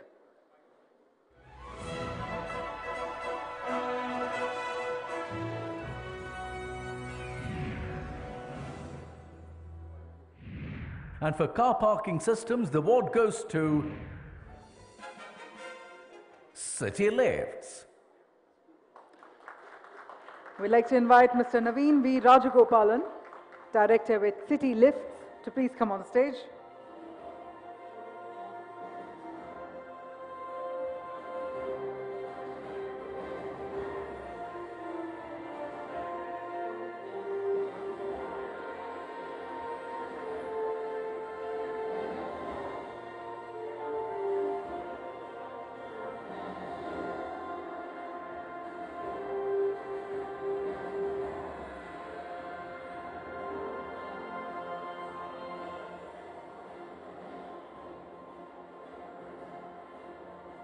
Well, before we move on to the next category of awards, I'd like to thank you for doing the honors. Thank you very much. But Dr. Batra, once again, I'm going to request you to please remain on the stage.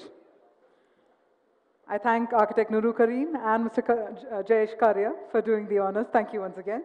But joining Dr. Batra on the stage, I'd like to invite Mr. Ram Raheja and Mr. Parth Mehta to please come on the stage. Well, it's time for our next set of category of awards, ladies and gentlemen. So moving on, our next category is Brand of the Year, Plant and Construction Machinery. Let's take a look.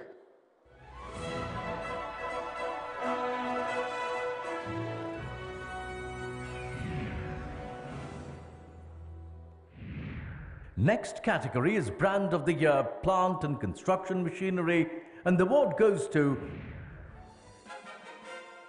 Spartan Engineering for construction equipment. We'd like to invite Mr. Vikram Mehta, Managing Director of Spartan Engineering for construction Spartan Engineering, in fact, to please come on stage.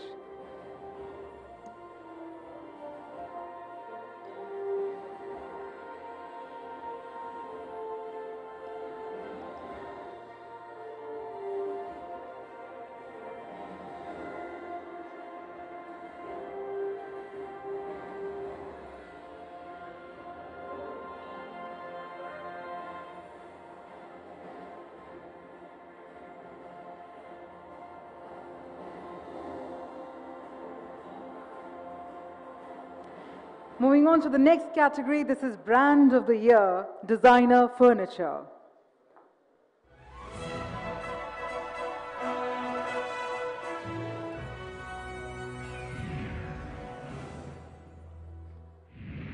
Our next category is Brand of the Year, Designer Furniture, and the award goes to Nolte for wardrobe and furnishings. That's a double whammy there this evening. So let's double up the applause, ladies and gentlemen, for Nolte for wardrobe and furnishings.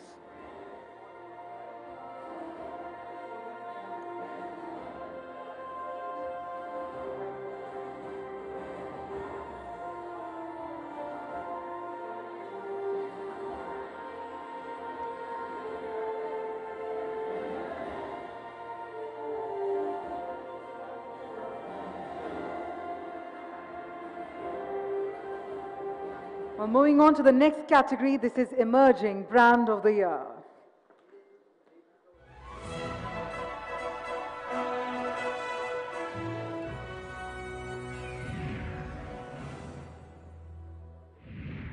The next category is Emerging Brand of the Year, and the award goes to Maxlide for AAC Blocks. We'd like to invite Mr. Darshan Kumar, Director, and Mr. Benish, General Manager with Max Light, to please come on stage.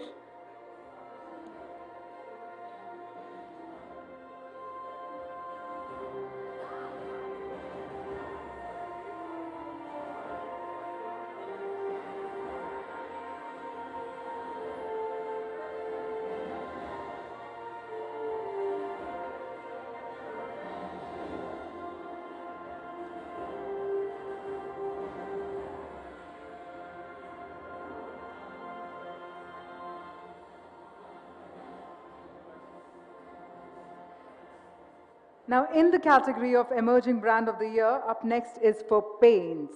Let's take a look.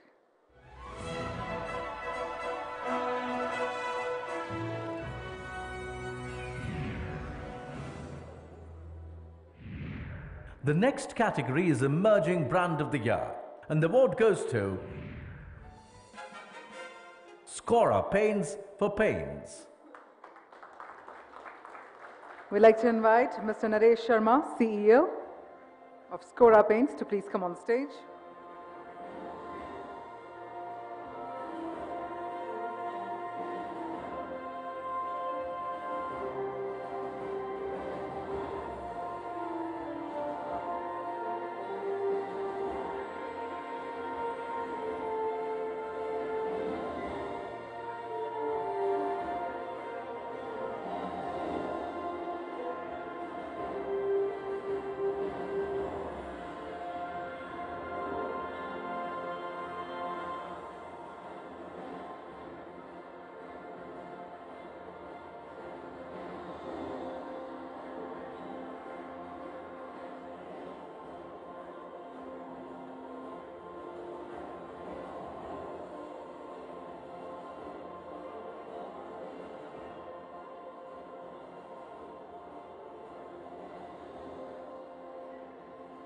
Well, up next, Emerging Brand of the Year, but it's time for Steel and TMT. Let's find out.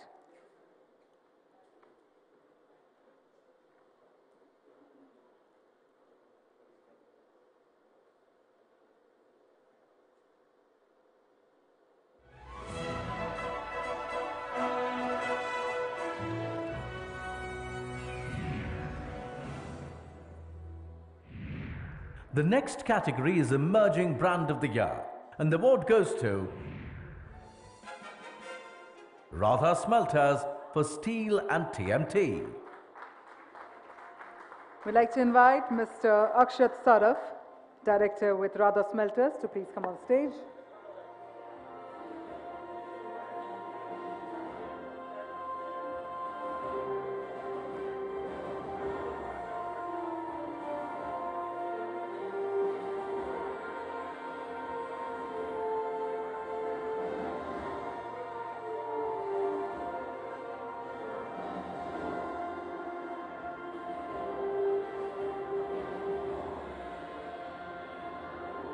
Well, up next is for switches and switch gears.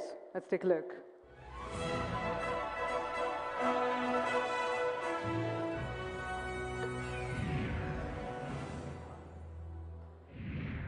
The next category is Emerging Brand of the Year, and the award goes to Vihan Electric for switches and switch gears. We'd like to invite Mr. Devendra Jain and Mr. Vihan Jain to please come on the stage.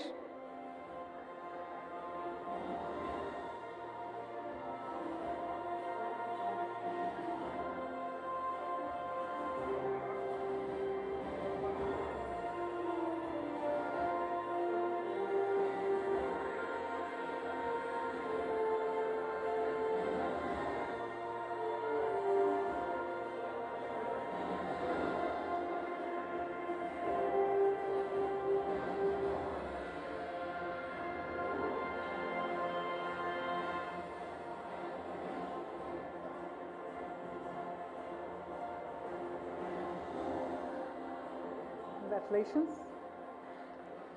Moving on to the emerging brand of the year for Bath Designs.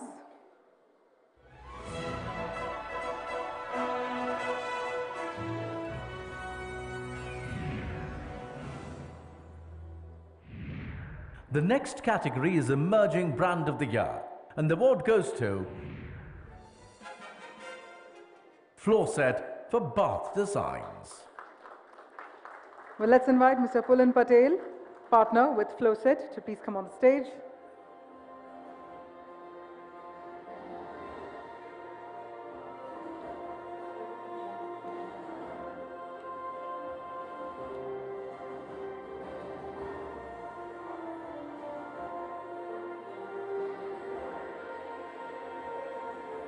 The next category is Trusted Brand of the Year.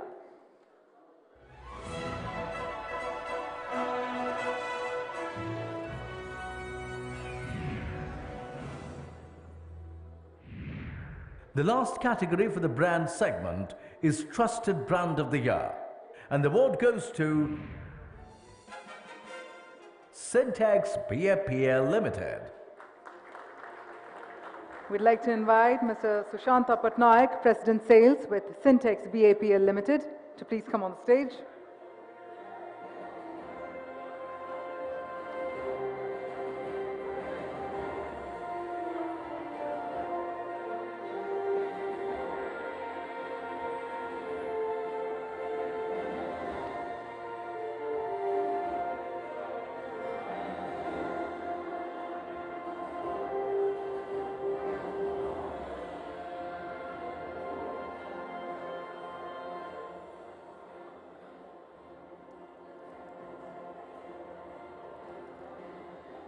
Congratulations, and on that note, I'd like to thank Mr. Parth and Mr. Ram for doing the honors.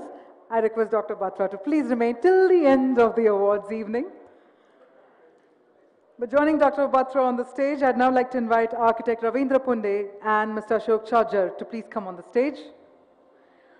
Well, our next main category is the INEX Product Awards, and these awards, in fact, epitomize true product excellence across the board. This category also felicitates the most impressive products of construction material and design in real estate.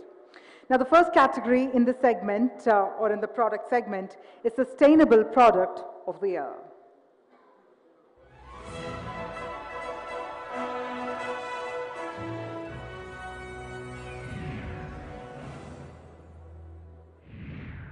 Our next main category is the INEX Product Awards. These awards epitomize true product excellence across the board. This category felicitates the most impressive products of construction material and design in real estate.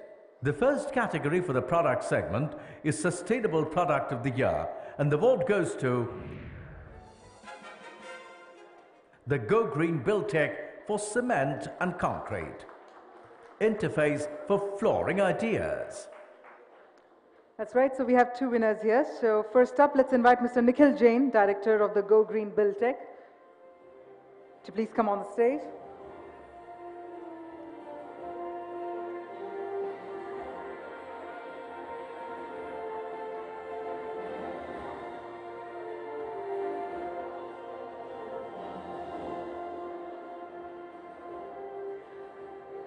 While the Go Green Buildtech wins it for cement and concrete, We also have Interface winning it for flooring ideas. So we'd like to invite Mr. Rohit Tiwari, Head of Marketing and Design, South Asia, with Interface to please come on stage.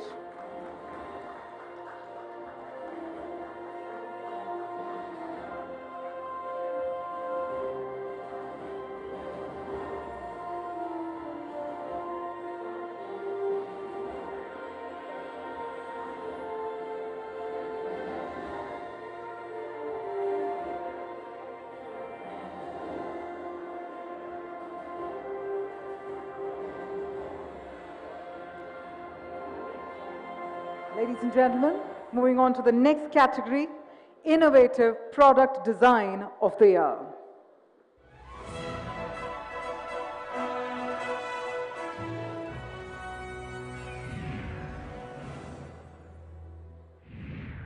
Next category is Innovative Product Design of the Year, and the award goes to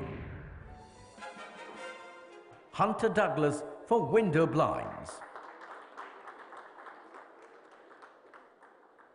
We'd like to invite Mr. Venkateshwaran, Executive Director, WCP Business and team, to please come on stage.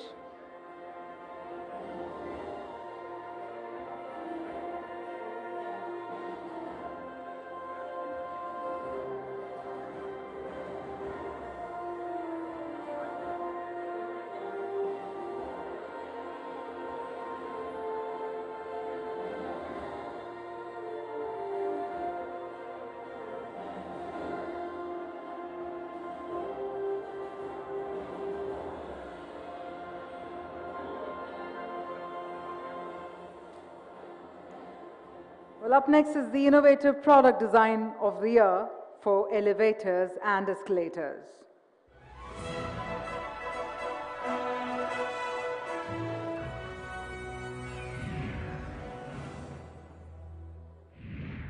Next category is Innovative Product Design of the Year, and the award goes to Schindler for elevators and escalators. Well, let's invite Mr. Bharat Suvarna, Marketing Manager, to please come on the stage.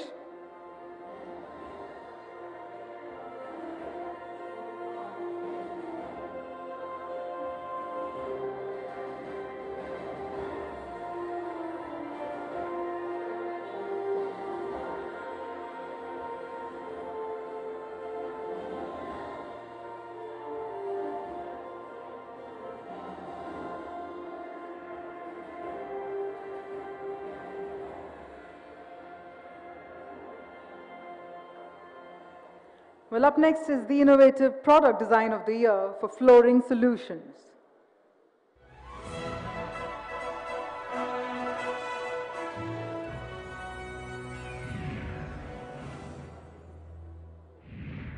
Next category is Innovative Product Design of the Year, and the award goes to Q-Tone for flooring solutions. We'd like to invite Ms. Aarti Notial, Vice President, Marketing Communications, with Q-Tone Ceramics, to please come on the stage.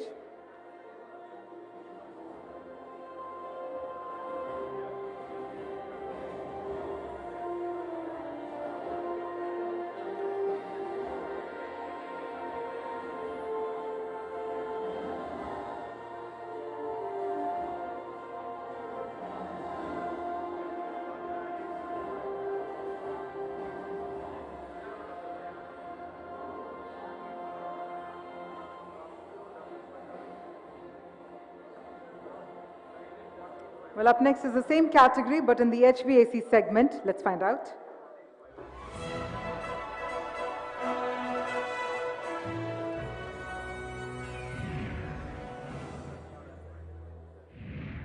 Next category is Innovative Product Design of the Year, and the award goes to Armacell for HVAC.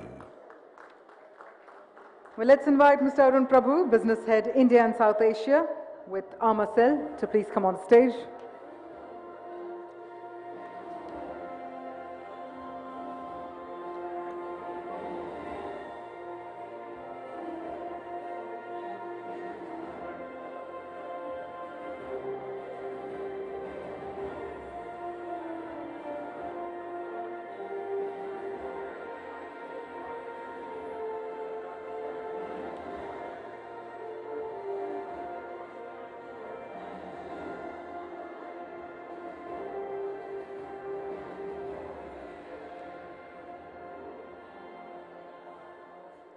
Well, moving on in the same category, but in the smart homes segment, let's find out.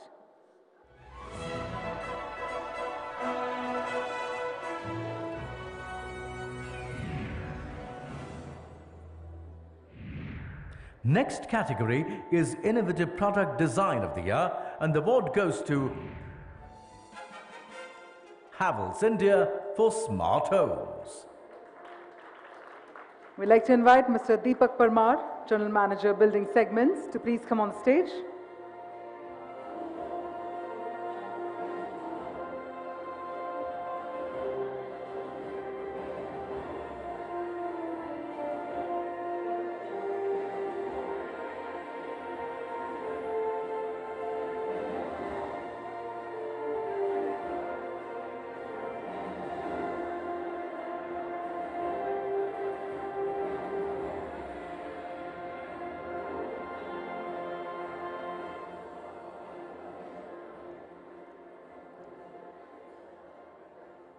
And the next category is Product Launch of the Year.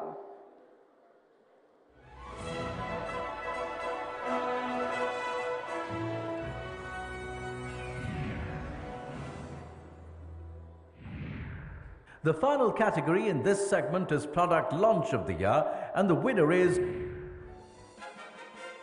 Niverco Vestas Core, formerly Lafarge, for Instamix Micro.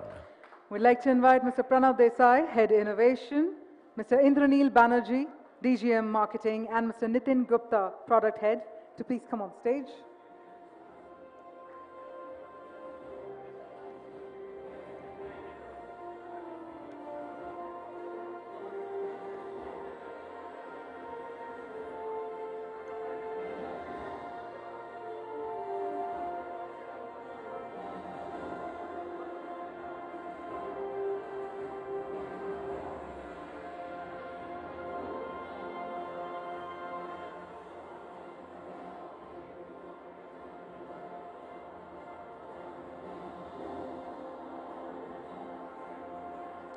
Ladies and gentlemen, let me ensure you that we are inching closer. So our next main category is the INEX Branding and Marketing Awards. Let's take a look.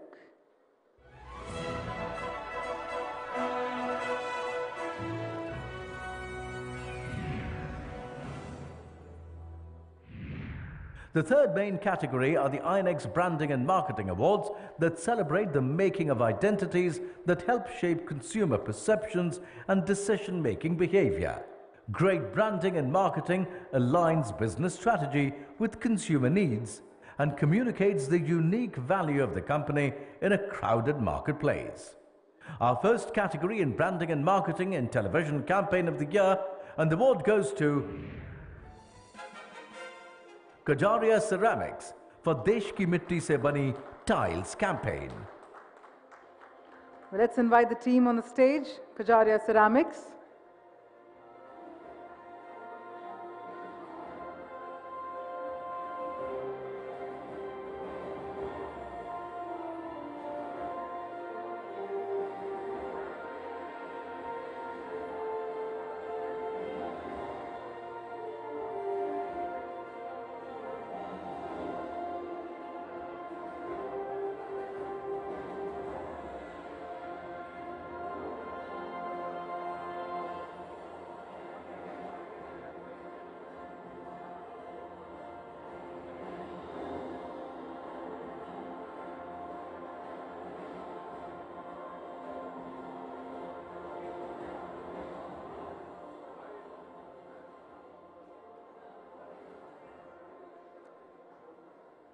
Congratulations once again. Moving on to our next category, Social Media Campaign of the Year.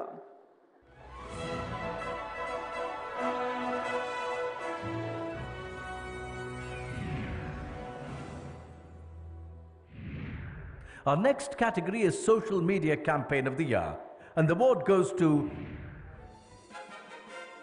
Sanghi Industries. We'd like to invite Mr. Shailesh Jha, Vice President Marketing with Sanghi Industries, to please come on stage.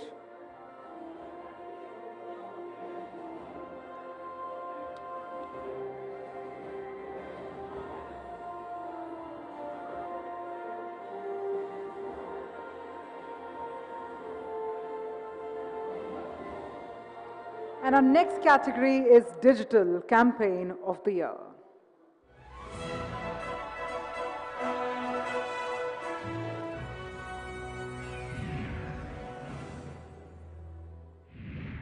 Our next category is Digital Campaign of the Year, and the award goes to Wipro Lightings for Pehli Diwali campaign. Well, we're talking about Diwali. That means a dhamakedar round of applause, ladies and gentlemen. That's how we celebrate Diwali, right? Let's hear it for Wipro Lightings. We have with us Mr. Prashant Aneja, Senior Brand Manager.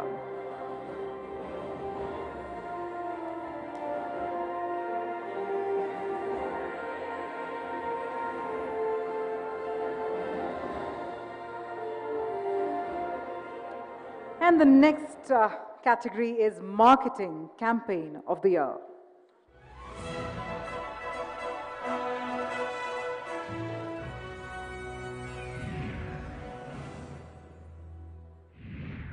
Next category in this segment is Marketing Campaign of the Year, and the award goes to Nippon Paint India for Chennai Super Kings 360-degree activation campaign. We'd like to once again invite Mr. Mark Titus, General Manager Marketing, to please come on the stage.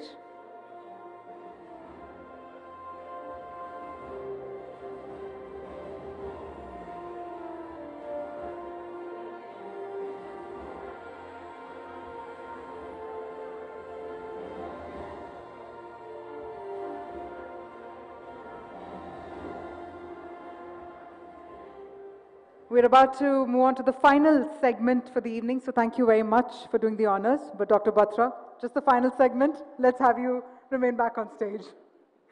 But joining Dr. Batra, I'd like to invite architect Nitin Kilawala to please come on the stage as well. Well, let me assure you, this is the final page that I'm holding. So let's bring that enthusiasm back in the air and move on to our next category. This is Print Campaign of the Year.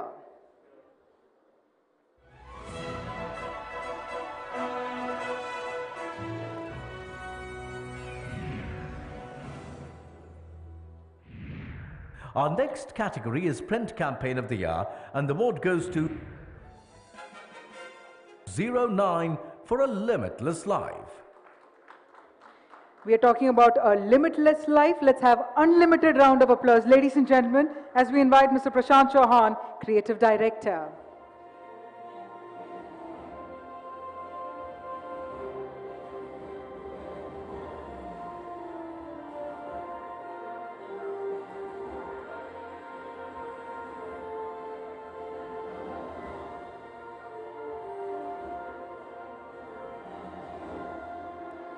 The next category in the branding and marketing segment is Popular Brand of the Year.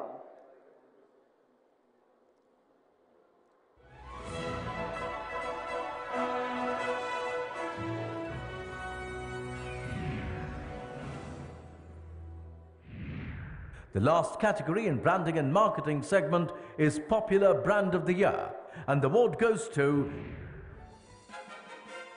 CP Plus. We'd like to invite Mr. Uday Gandhi, General Manager with CP Plus, to please come on stage.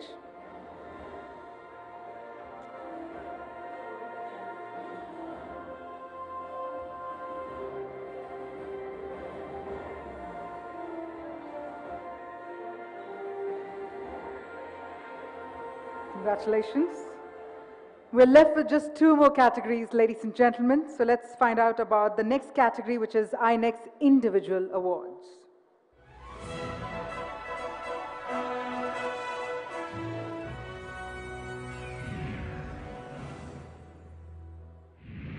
The fourth category is the INEX Individual Awards, through which Realty Plus provides an opportunity to recognize and honor individuals who have demonstrated excellence in the interior and exterior construction and design space. In Marketeer of the Year category, the award goes to Mr. Amit Tiwari, Vice President Marketing, Havells India Limited. Ladies and gentlemen, Mr. Amit Tiwari it is. We have a small video that we'd like to play across for all of you. Let's have the video on the screen. Delighted to hear that our work has been really recognized. It is not the work that I did. I think everybody in the team and everybody who contributes to this great achievement of getting the Marketer of the Year award. The way we are trying to define and redefine the entire B2B construction industry that we need to look for. I think this is the first step. There are a lot of many more to come like this. Different tangents that we're trying to draw will also seek a lot of attention in the way we are trying to define the industry and try to serve the industry the same way. Thank you so much. We'd like to invite Devashish Ganguly to please come on the stage, along with Mr. Mukesh Chaudhary, to receive this honor on behalf of Mr. Amit Tiwari.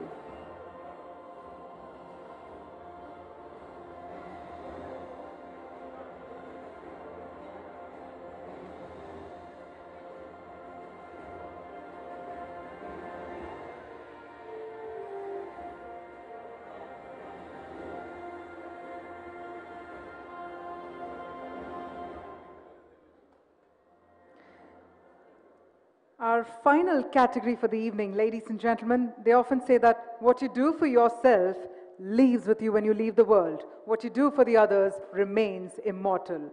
That brings us to our final category. Let's take a look.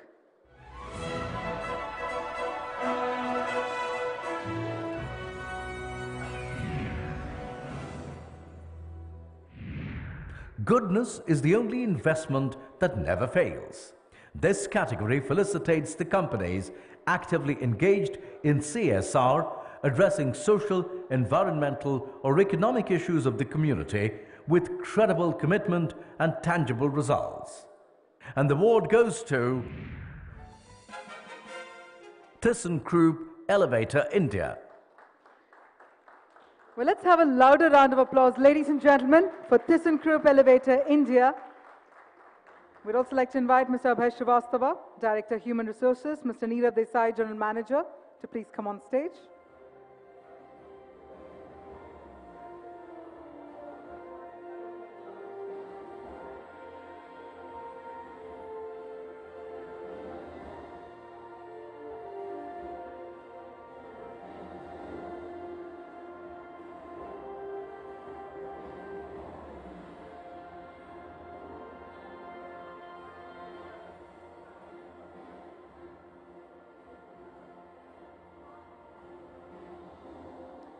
Congratulations to all the winners. I'm going to invite all the winners to please come on the stage for a group photograph. And can we have a huge round of applause one more time for all the winners for this evening? And the winners, please come on the stage with your shining trophies as well. And as for the rest of the audience members, thank you for being such an amazing crowd. And we're going to cordially invite you to please join in for drinks and dinner. It's time to continue the conversations and celebrations in the pre-function hall. But meanwhile, let's have all the winners on the stage. Let's have you all come together for a group photograph.